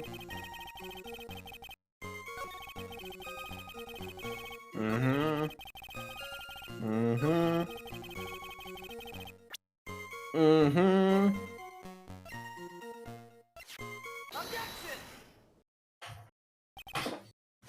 Mr. Tigre, is there something you'd like to tell the court about these matches?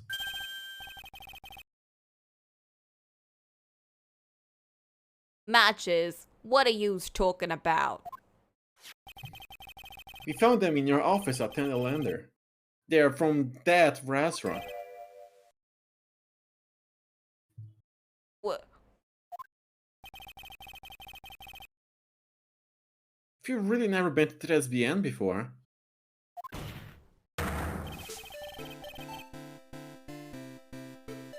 What was a book of the restaurant matches doing on your desk? Whoa!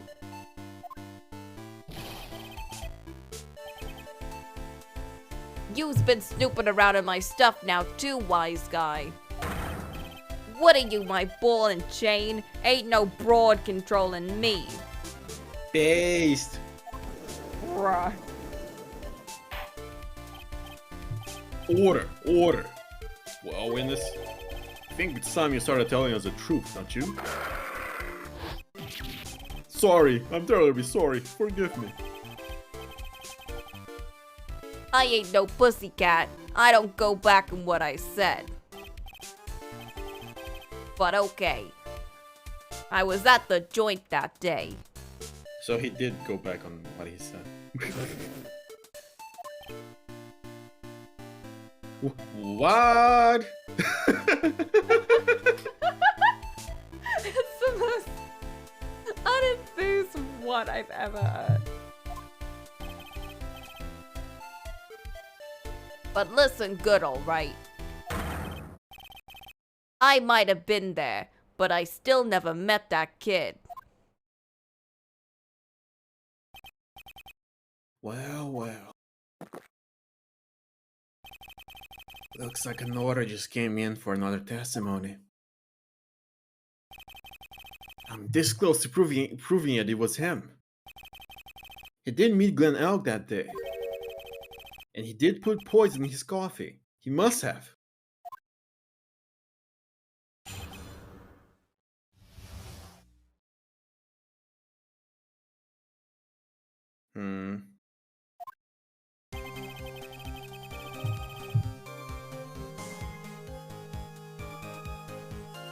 Bum, bum, bum, bum, bum, bum. I was supposed to meet with the kid at the restaurant. That afternoon, when I opened the door to the joint, I saw one ugly scene. Is this him like... That guy was laid out over the table, stiff as concrete. I figured if the place was hot already, it was gonna be... if the place wasn't hot already, it was gonna be, so I split. Hold on.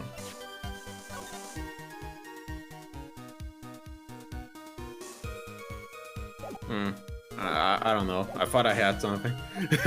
But I don't. The problem is that I can't press them, so I have to think. I heard the cop sirens on my way out, so I went straight back to my office. I see. You didn't actually meet with him in the end, then. Well, Mr. Wright, your cross-examination, please. Yes, Your Honor. Hold it. If I wait around here any longer, I ain't even gonna make the normal express. No more stupid questions. Ha! No problem. Anytime Tried presses you on something irrelevant, I'll see he pays a penalty. Bruh. Mr. Godot, that's my job. Your job is to slam that little hammer of yours and call a guilty verdict. Damn. Holy shit, dude. So do it! Yes, sir.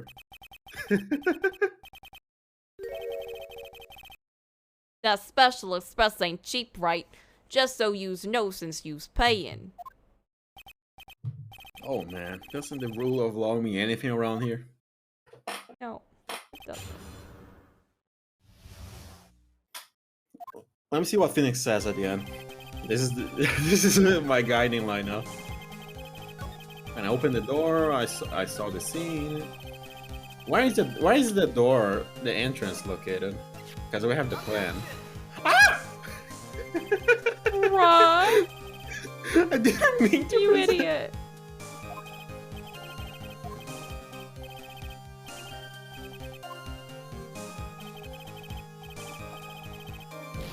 Whoops. Ollie, please. That was a Himbo moment. I'm sorry.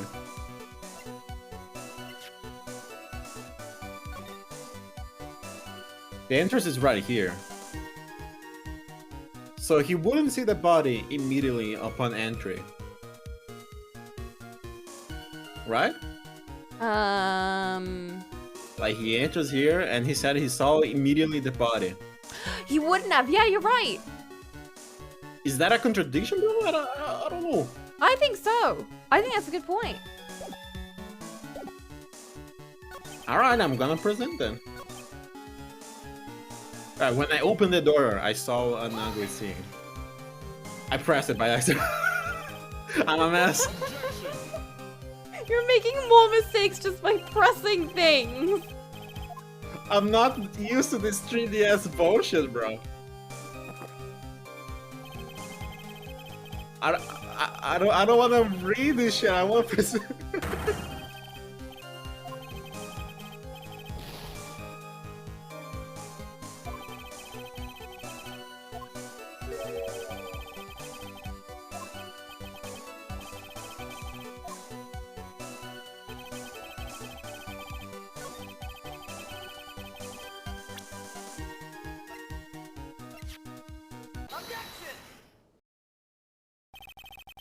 You're something of a loan collecting pro, aren't you, Mr. Tiger?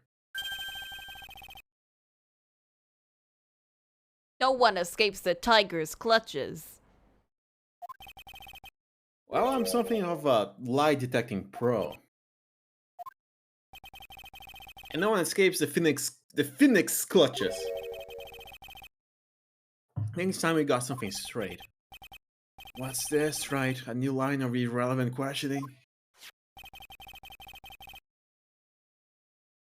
These are the floor plans to the crime scene. You say you were standing at the entrance, Mr. Tiger? From there, your field of view would have covered an area something like this. Indeed. The witness would have a clear view of the witness seat. Isn't that what I just said? I saw the back of the kid's head. Unfortunately for you, that is not possible. If the court would think back, you remember that between each of the tables is a tall partition. Why? That's true. Now look at the plans again. The truth is painfully obvious. From the entrance, the field of view of any customer walking in ends here. Uh-oh, he cracking. So from the entrance of Tribulation, you could have seen the victim's seat. But you did see the victim that day, because you met with him. Wrong. Have you forgotten the old man's testimony yesterday? The victim was alone at his table. But the defense just proved that point to be moot. The victim's witness by Mr. Kudo was not an elk, but a fake. What? In order to have Mr. Kudo falsely testify, the real killer posed as the victim he had just killed and acted out a charade.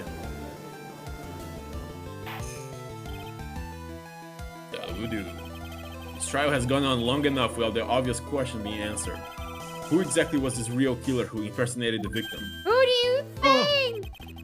You say the killer murdered Glenn L. and then impersonated him in a performance for Victor Kudo. In that case, Mr. Wright, review the identity of this criminal to the court. Can I just have the point option? Throw your Obviously, badge at him. the killer is Furio Tigre! No one else could have done it. Look at him. What? Well, witness?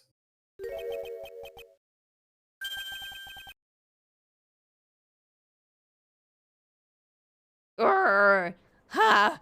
Now that's cute. You think you can pin this on the tiger?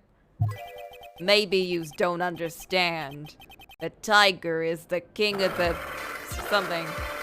I Jungle. dares you to say it again. Come on, you got the guts. Isn't the lion the king of the jungle? I don't know. You know, tigers can canonically actually easily beat up lions. Just saying. Yeah, lions are lazy, bro. Tigers are like way stronger apparently.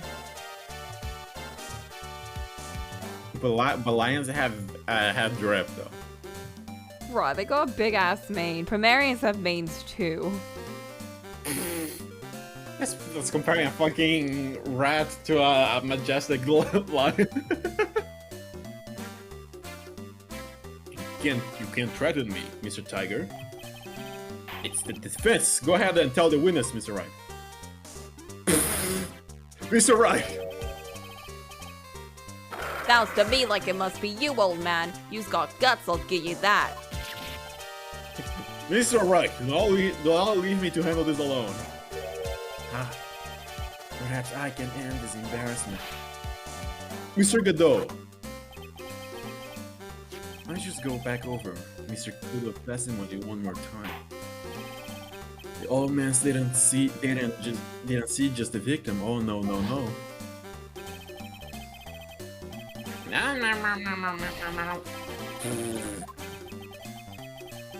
Was the victim he saw the real victim or not? That doesn't matter. The fact remains, he saw the accused put the poison into the coffee.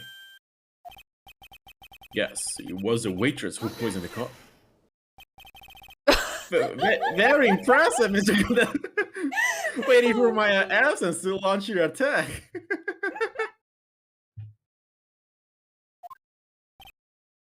Ha. Found your pen at last, right? It was in my pocket. But anyway, Mr. Kudo witnessed 2 people that day. He saw the victim, the supposed Mr. Glenn Elg, and the waitress from behind. Yes, your point, Mr. Wright? I think the conclusion is obvious. If this Glenn Elg was really the killer in disguise, then surely it's possible the waitress was also part of the show.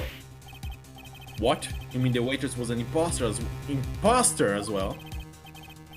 The defendant, Miss Bird, fell unconscious immediately after the incident.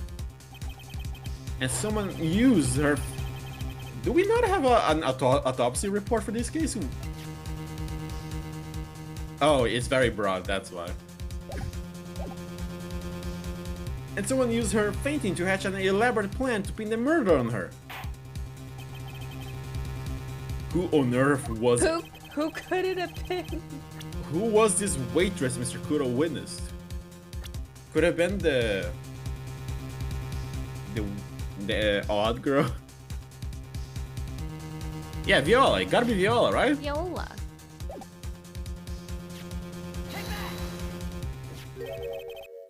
Who is this woman? Her name is Viola Cadaverini. She's an employee of Tenderlander. You's making a big mistake.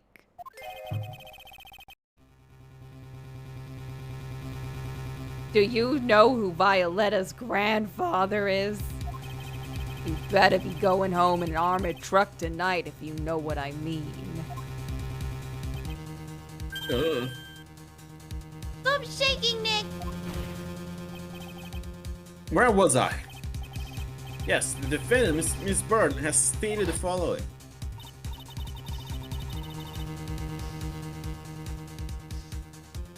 Oh, that was me. I forgot. You know, if she tied her hair up in a bow, she could probably, like, imitate Maggie's hair.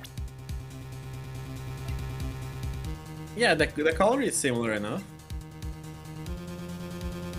Not fully similar, but similar enough. Well, when I took the coffee over to the victim's table, it's true there was another customer in the restaurant. She was sort of a creepy, and she had kind of a cackling laugh.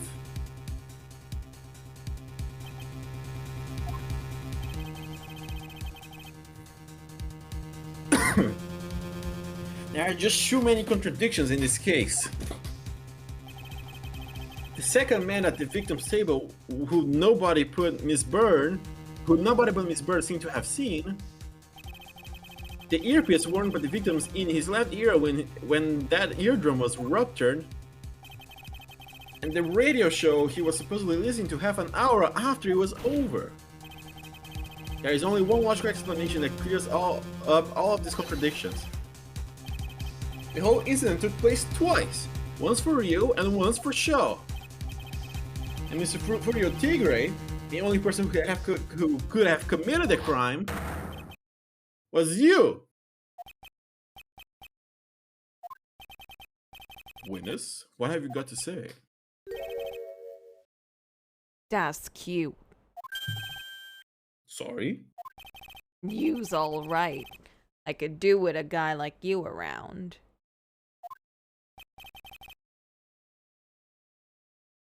What do you mean? Okay, I'm in on this game.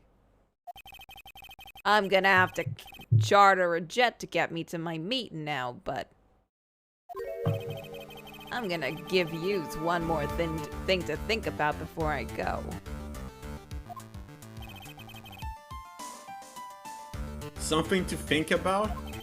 Yous got it all wrapped up nice, huh, right? But yous missed out one real important thing. But that can't be. I was in the joint that day, and I met that kid too. Oh, But I couldn't have poisoned him here.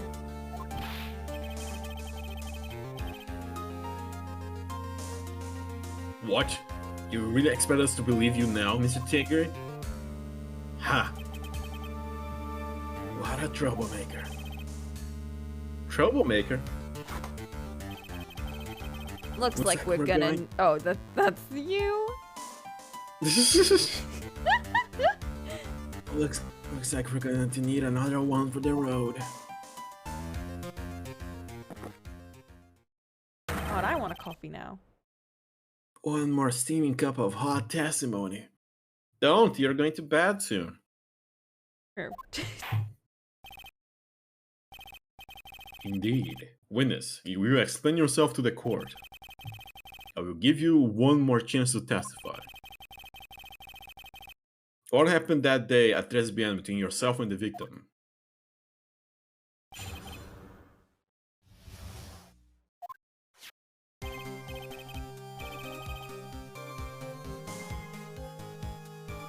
Yeah, I loaned Nell cash. About $100,000.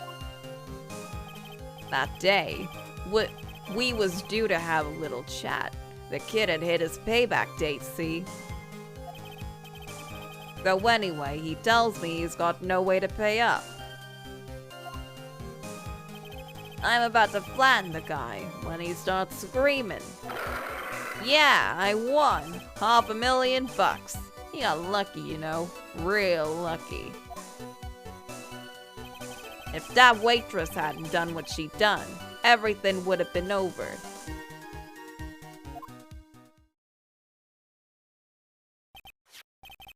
Now I see that the principal amount you loaned to Miss Elgo was $50,000.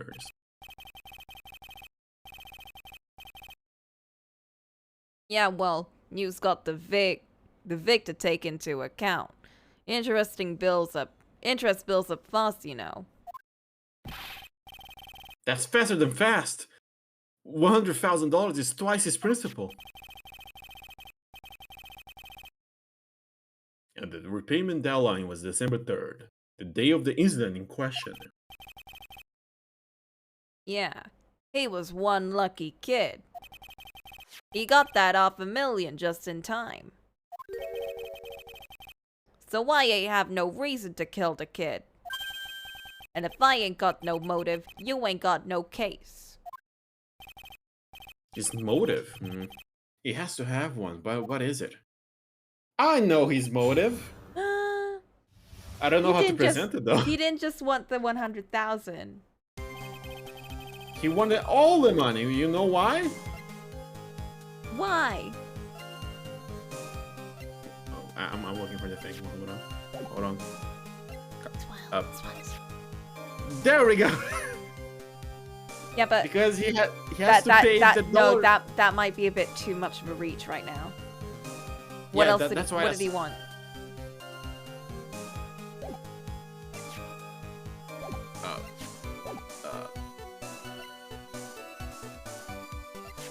The lottery.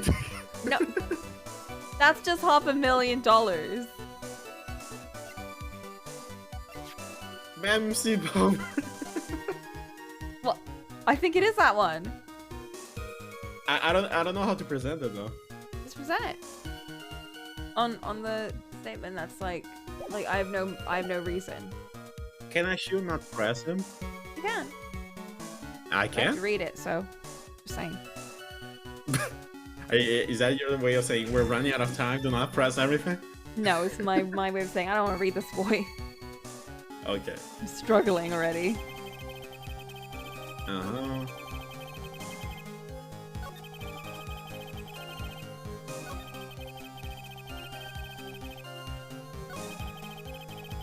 I mean, if you Is that actually do what want to this- press stuff, you can. I'm just gonna press the things that are sus. I'm not gonna press everything else. The tiger was meeting Glen Ellic to get his money back. If Mr. Ellic had just given him the lottery ticket, that would have been the end of it. Yeah, so what was the tiger's motive? This is the big one. If I don't manage to undermine his testimony, it's all over for us. Why would he have to poison Mr. Elg? And why did he loan him the money in the first place, when he knew he couldn't repay him?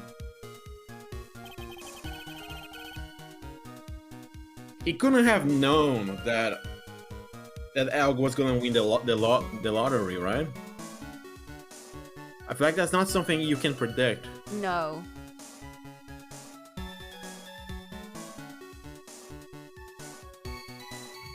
I'm gonna press this statement over here.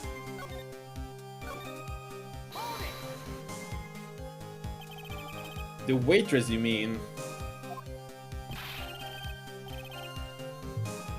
The girl with the glasses in the defendant chair. Who else could I mean? If she hadn't got in the way, things would have been bada bing bada boom over and done with.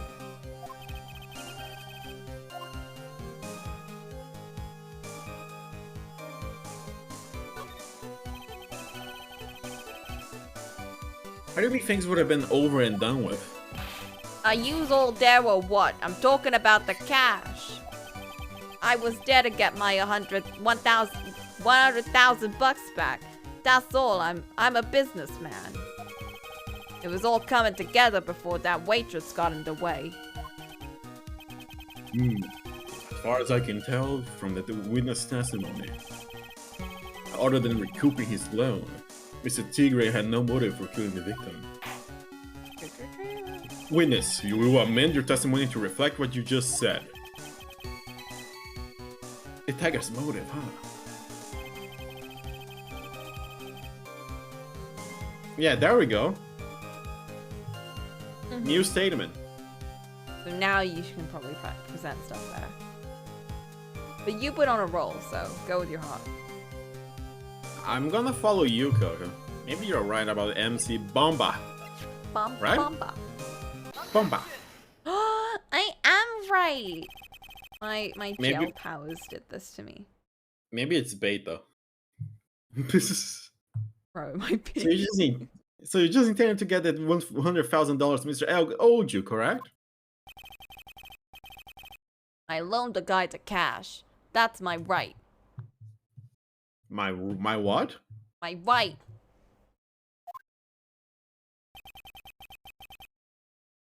The Hyper Coco cage came out good. It did. Did you? Oh, you did add the drool.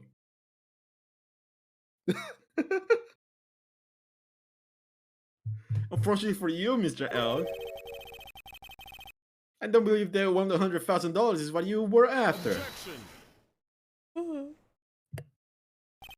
We're losing Coco. I gotta go faster. What are you getting at, right? What else would a moneylender be after other than money? Oh, the moneylender was after the money. The money in a totally different league. The kind of money that a single disc like this could fetch. What is it? A computer virus, Your Honor. A virus called MC Bomber. A computer virus? What does one of those do?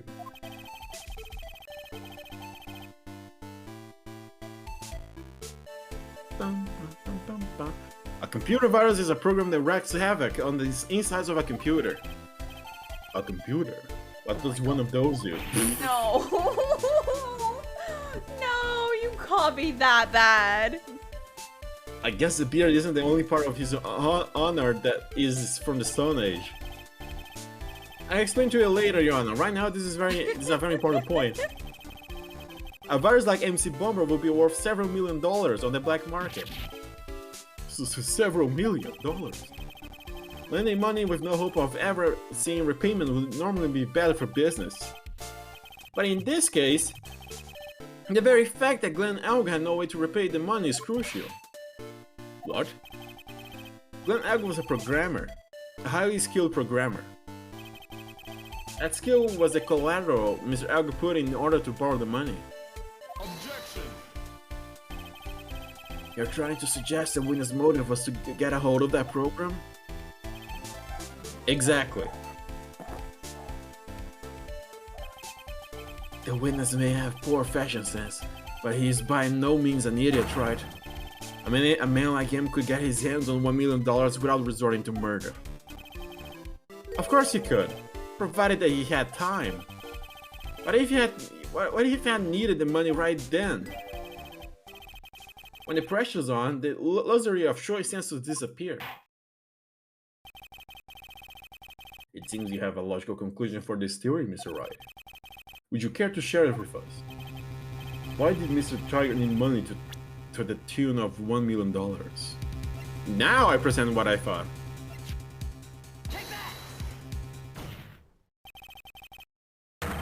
In December of last year, you found yourself in need of a huge amount of money. About 6 months ago, you were involved in a traffic accident, weren't you? An accident involving a car and a scooter, in which a young woman was injured. She was taken to the hospital where she underwent surgery. Where did you get this info? These medical paper documents document the treatment of the young woman in question. According to these, her operation cost $1 million. Payment for these expenses was due in December of last year and was paid in full. $1 million. A preposterous sum. Someone should sue those HMOs. Right, surely medical treatment is not that expensive in places, right?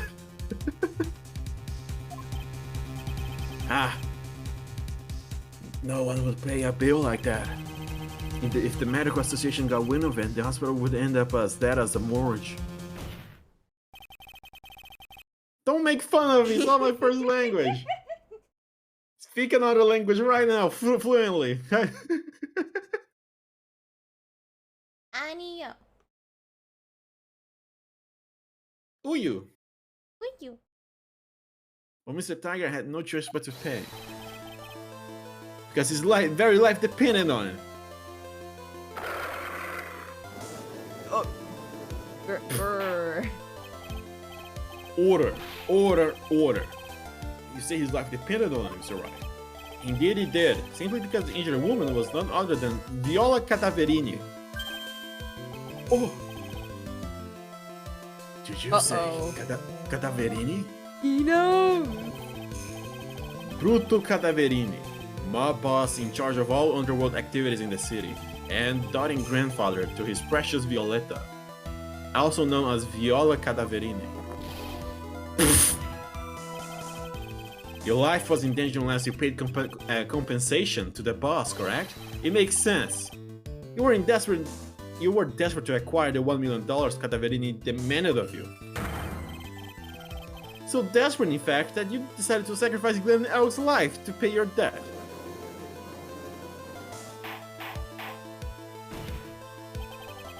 On the day of the murder, Mr. Tiger's sole intention was to get his hands on this CD.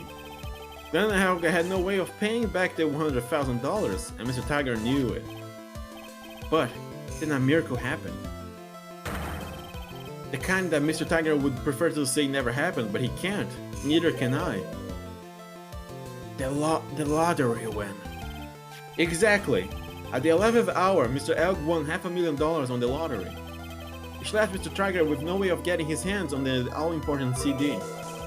At least, no legitimate way.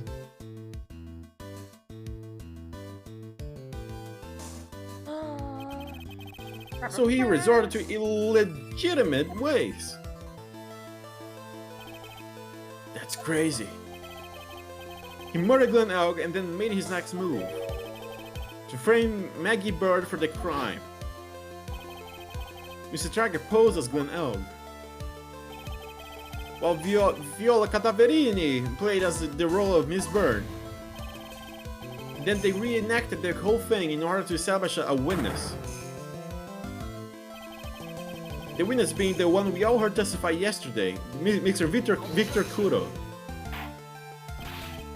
Like I said, Troy, that's crazy.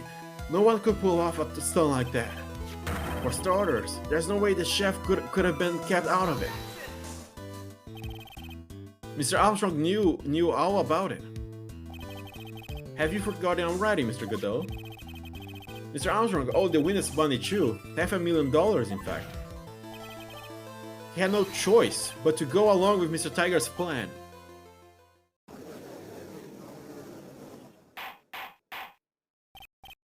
Order. Order. Silence or I will...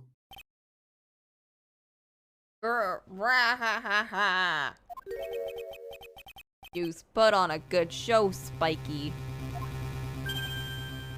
Oh!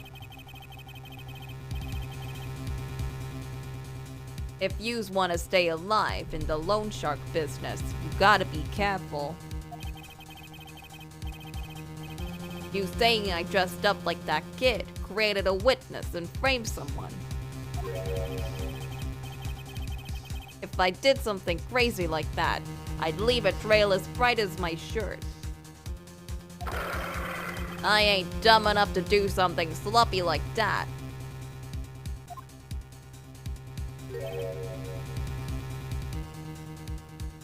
I agree. What? Despite your appearance, you're very careful. That's why you took one more precaution. One more trick to make sure Miss Bird had no way out. What? Another one, Mr. Wright? Interesting. Why don't you feel us all in, tried? What was the trick you say Mr. Trager performed to frame the accused? The badge! The badge! I can't believe Flint spoiled. That's you know what though? We finally got to present our badge in court. Fake one though. But we did it though. Even Flint didn't think that it'd be that stupid. What an insult to think anyone could be fooled by such a child's imitation. Consider yourself insulted, Your Honor. Mr. Tiger, you didn't just pose as the victim on the day in question. A month ago, in this very court, you posed as me. What? That's the truth. But the witness looked nothing like you, Mr. Wright. Although, now that I think about it, it was you, wasn't it? No doubt about it was you, standing here this very court a mere month ago.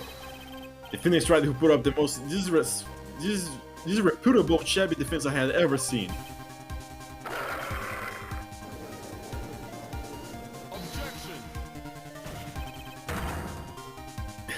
Can you prove that, Gramps? Prove the attorney who represented the accused here a month ago was this man? Oh my god. Are you prepared to take the stand and testify it was him? Are there no cameras in the courtroom? Oh. Hey. Oh. Forget about it. Yeah. Forget about it. I wouldn't do something like that. Not me. You made a mistake, right? It was someone else, huh? Have you no pride, sir?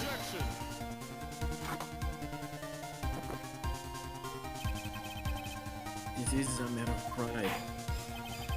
In case you didn't know, pride here in court we deal with people's lives. Mr. Godot is right. Your Honor! Speaking for myself, I am absolutely convinced. The attorney in question was the witness standing before me now. However, I preside over this court as a judge. Yes. What? I saw a big text on the What? chat. I presided over this court as a judge, with the vested power to hand down a verdict. Someone in my position cannot be swayed by a memory without evidence to support it. No!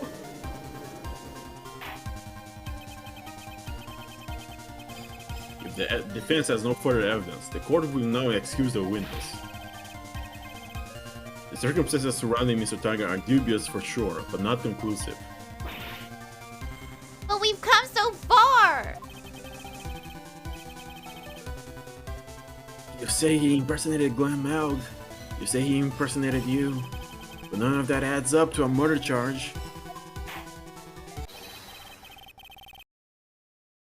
You don't have a shred of evidence that the witness poisoned the victim's coffee. No!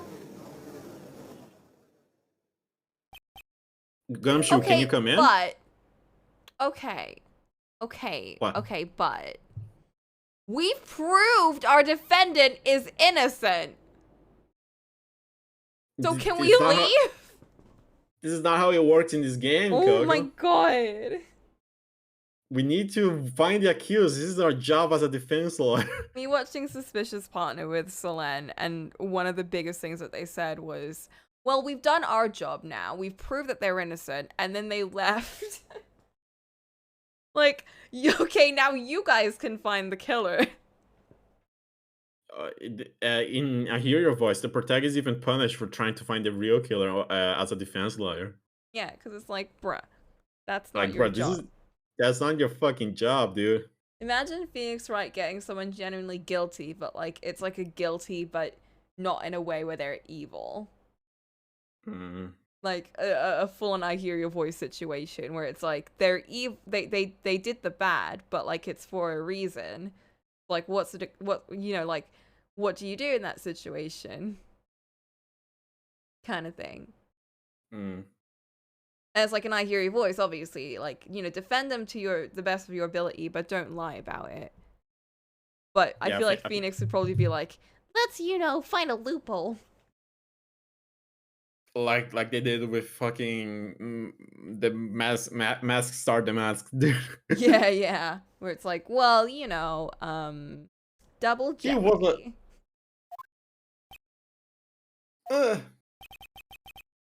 Bruh, his change. Sucks to be you, right? Don't mess with the tiger, or you's gonna get mauled. You's got that? All we managed to do here was chase them around a bit. Well, it's so close to getting him to admit his own guilt. Huh. Looks like I won't be needing a refill. I just have one more piece of evidence. One more piece of evidence, and maybe I could get Maggie off the hook. Gumshoe, come in! No! It's been more than an hour. It's 9 p.m. It's my bedtime. This witness cross-examination is over. You are free to go, Mr. Tiger. No! Objection! Objection! Your Honor, sir. No!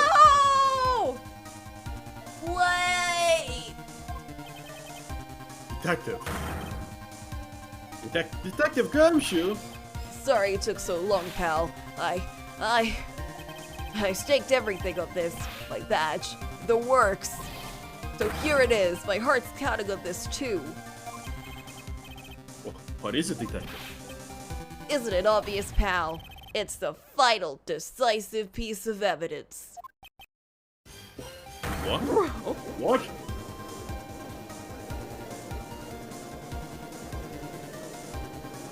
He did it!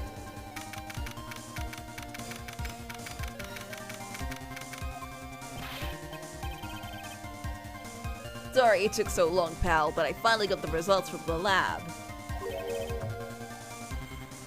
Your results? About the prince, pal, from the medicine bottle. Oh, so do you know who the prince belonged to now? You think I'm some kind of hack detective? Of course I Yes. know. Tiger's right. I knew it. You bet. Oh, hell yeah. Clear as crystal all over the bottle. They're Furio Tiger's paw prints, all right. That's great. We've got him now, Nick. What's wrong with you? You hardly said a word since Detective Gumshoe got here. He's laid everything on the line for this, Nick. I know. Look, I'm sorry.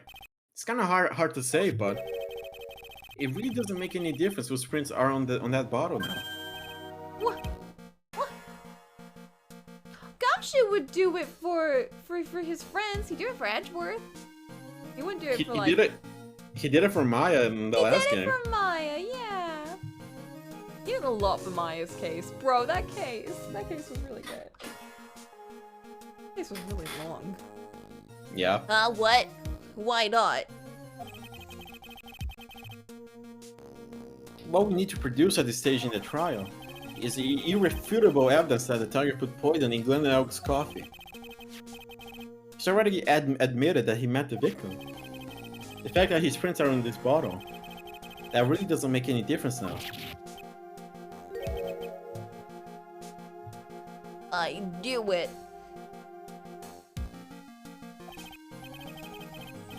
Great, no matter how hard I try, I'm never of any use. Give him his weenies. Don't be so hard on yourself. This was our last chance to help Maggie. And I've been working on some useless piece of evidence the whole time. It's alright. I'm a real loser. It's not breaking news to me, pal. No!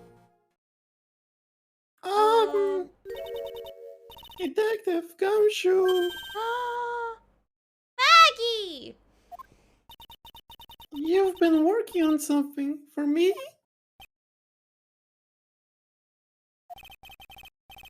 Sorry I let you down, Maggie. I know you didn't do it. And I'm a detective. We're supposed to be able to prove stuff like that. Detective Gumshoe, wait! No. Isn't there anything we could do now, Nick? I wish there was. Gumshoe worked so hard to get that evidence. I wonder there was some way I could use it.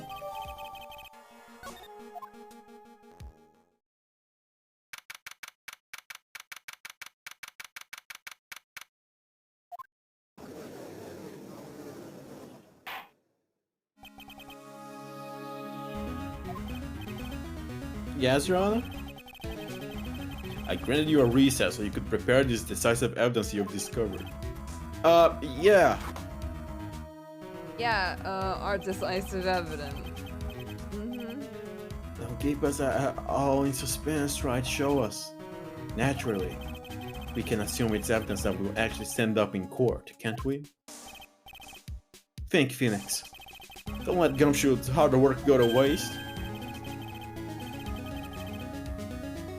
How much more of my time are you gonna waste? I ain't been to no court before, but yous lawyers sure know how to blow things out of proportion. Never been to a court, huh? No doubt, given the nature of the evidence, it will speak for itself. Nevertheless, you will talk us through it, Mr. Wright. Oh, I know I can prove anything new with this evidence. I'm really backed into a corner here, but maybe if he thinks he's got me beat, he'll let his guard down a bit. Don't keep us waiting any longer, Mr. Wright. Present this final decisive piece of evidence to the court. I mean, what else can I do here, really? This is the defense's final piece of evidence. Isn't that the victims? Your Honor. Naturally, the court is already aware of the contents of this bottle. However, interesting new information has come to light. We have clearly identified some fingerprints on it. Fingerprints belonging to you, Mr. Tiger. What? Uh-oh, But Godot Mr. probably Wright. knows this. What conclusion are you hoping to draw from this new information? Everyone here knows what this bottle contains. Except for one man, one person.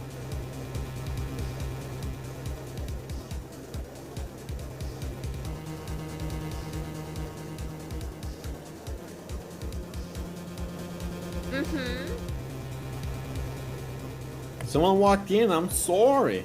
Right, we're in a time limit. Except one man, one person in this car room should be theoretically be in the dark. My prints are on that pansy-looking bottle. Is that what you saying? Well, what the hell's in it anyway? God. Are we gonna lie? Phony trial, a phony lawyer, and a phony clues. I'm not gonna lie. Everything about this case has been phony. Seems like the perfect excuse to use some phony evidence. What? Phoenix, that's illegal. Unlocks the lie bullet. Mr. Tiger, this is the decisive piece of evidence that will prove your guilt. Why? Because it contains... Oh?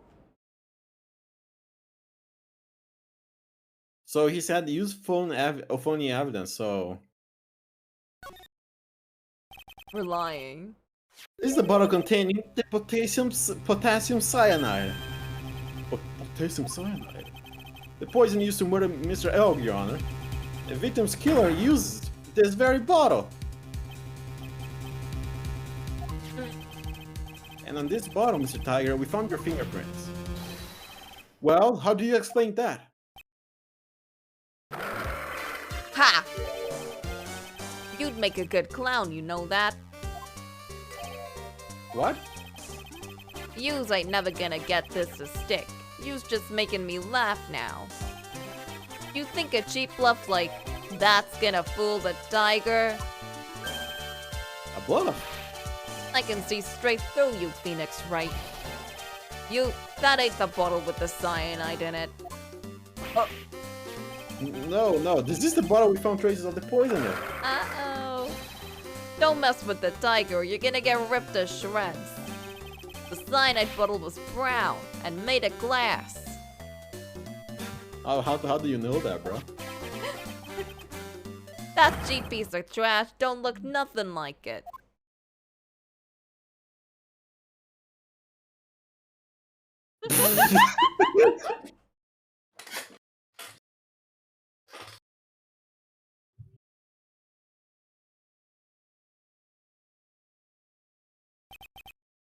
Got him, at last. What? Why has everyone gone quiet? I said that bottle. Is this the bottle you're referring to? Yeah, that's it. That's the bottle with the cyanide was in. But yous ain't gonna find my prints in that bottle. Don't let that cozy looking suit fool you people. That lawyer's just playing games.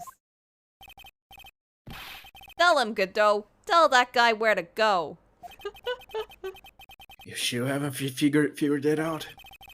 Don't you realize what you just said? What I said? What did I just say? You were summoned to this court for the first time earlier today. She really had nothing to do with the murder. You shouldn't have known all the little details.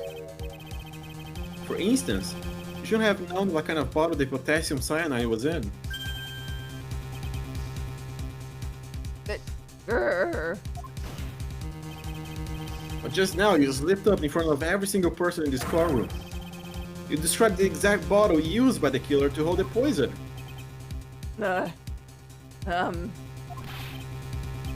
Yous don't know who yous messing with. I'm the tiger. I control millions of dollars on the black market. Yous think I'm gonna let some jumped up suit get the better of me?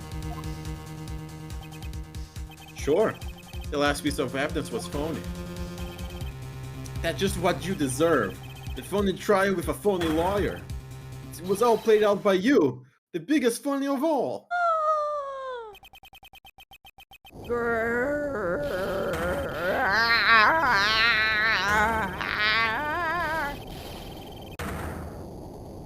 god. Oh, bro. See? Alright. What's going on? It looks like a blackout.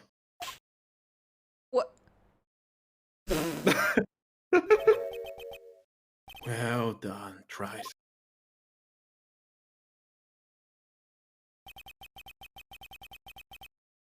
I saved my 17th cup of coffee just for you. Oh my god! Savor it.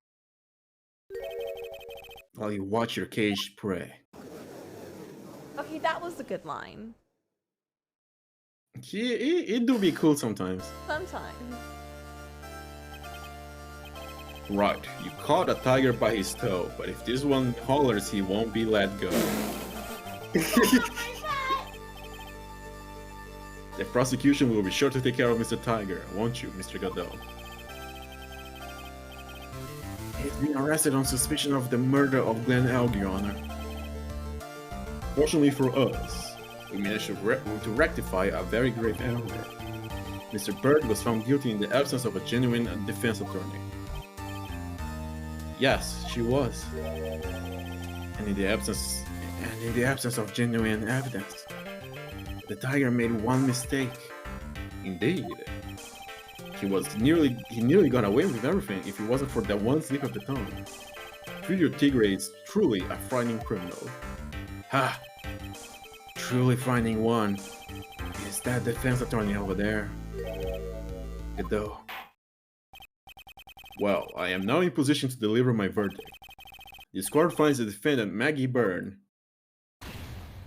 not guilty. Yay! Clap. That is all. The court is adjourned. Alright, end the stream, end the stream! I'm kidding.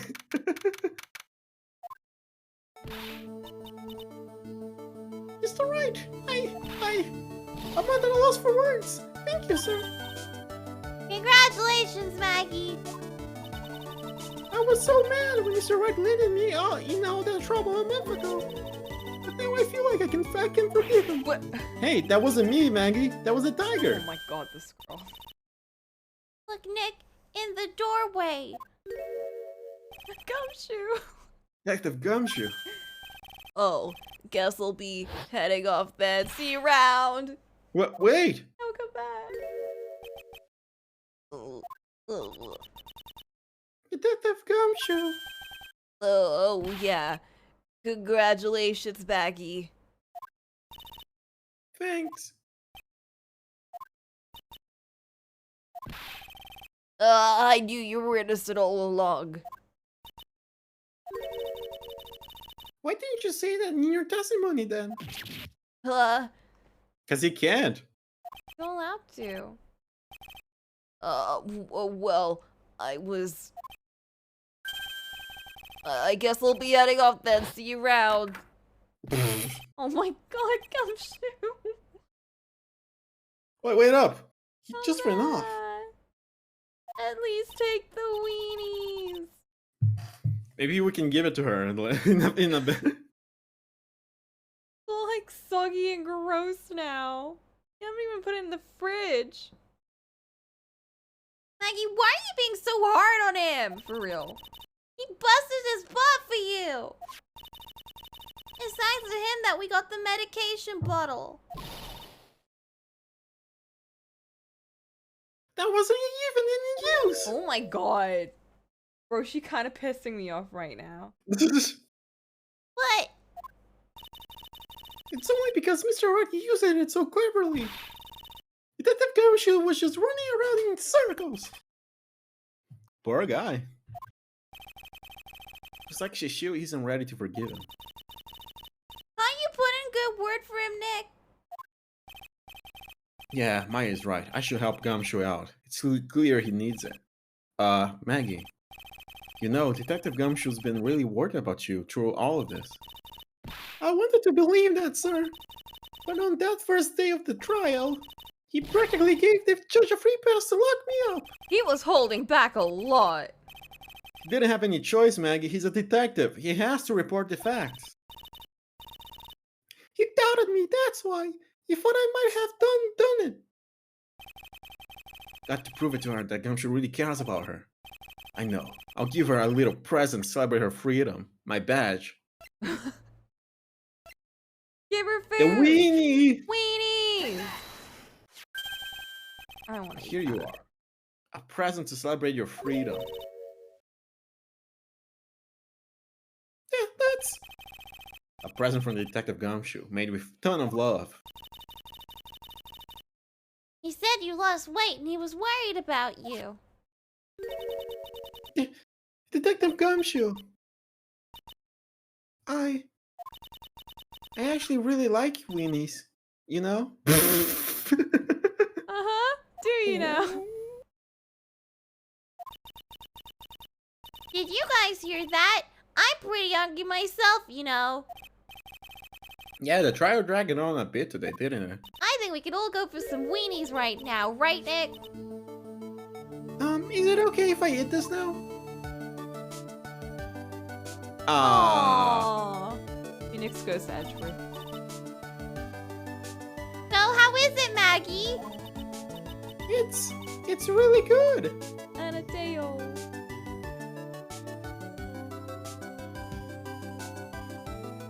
So the case of phony versus the genuine comes to an end. The false allegations surrounding Maggie have all been cleared up. She ate everything. That's a lot of wins. And who knows? Maybe a whole new chapter of her life is about to start.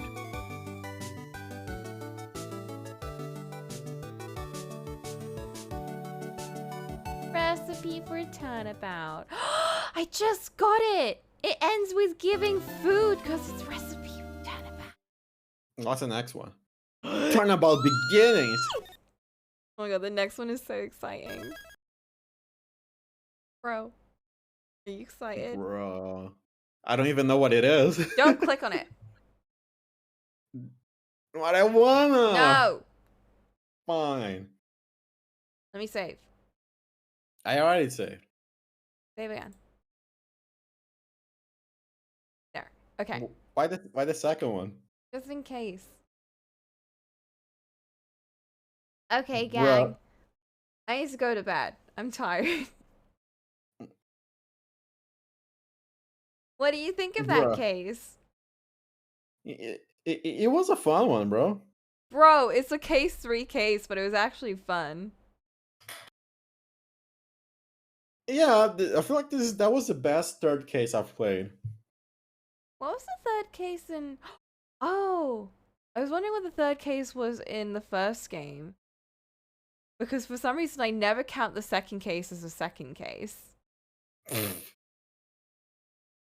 But yeah, that was... Yeah. Yeah, this one is like... It's equally dumb, but it's also really fun. It doesn't drag on either, so... Yeah, true. Oh my god, I'm so excited for the next case. And your sleep schedule is fixed now. It is. Because it's 9 p.m. I'm gonna make a tea and have some cake. Okay, go have some cake and eat. And I'm gonna stay in bed because I deserve bed right now, bro. It's been a day. I've been getting like a lot of steps in. I've never actually like set my thing to like check how much I walk, but apparently I walk a lot at Bruh. work. So You're just chasing little brats I'm around. running around like so much. Oh well. It's how it be. Okay. But yeah, you're welcome for helping you stay up. Thank you. I also really needed it as like a treat because I've been missing playing this, and also it's like really fun to do. And also it's a good way for me to draw and not have to do anything. Because I'm playing the video game. Because you're playing the video game, yeah. It's Okay. not like Xenoblade where I'm the one who's drawing. And now I'm gonna take my iPad into bed, and I'm gonna try and sleep, and I'm gonna finish that commission by the end of this week.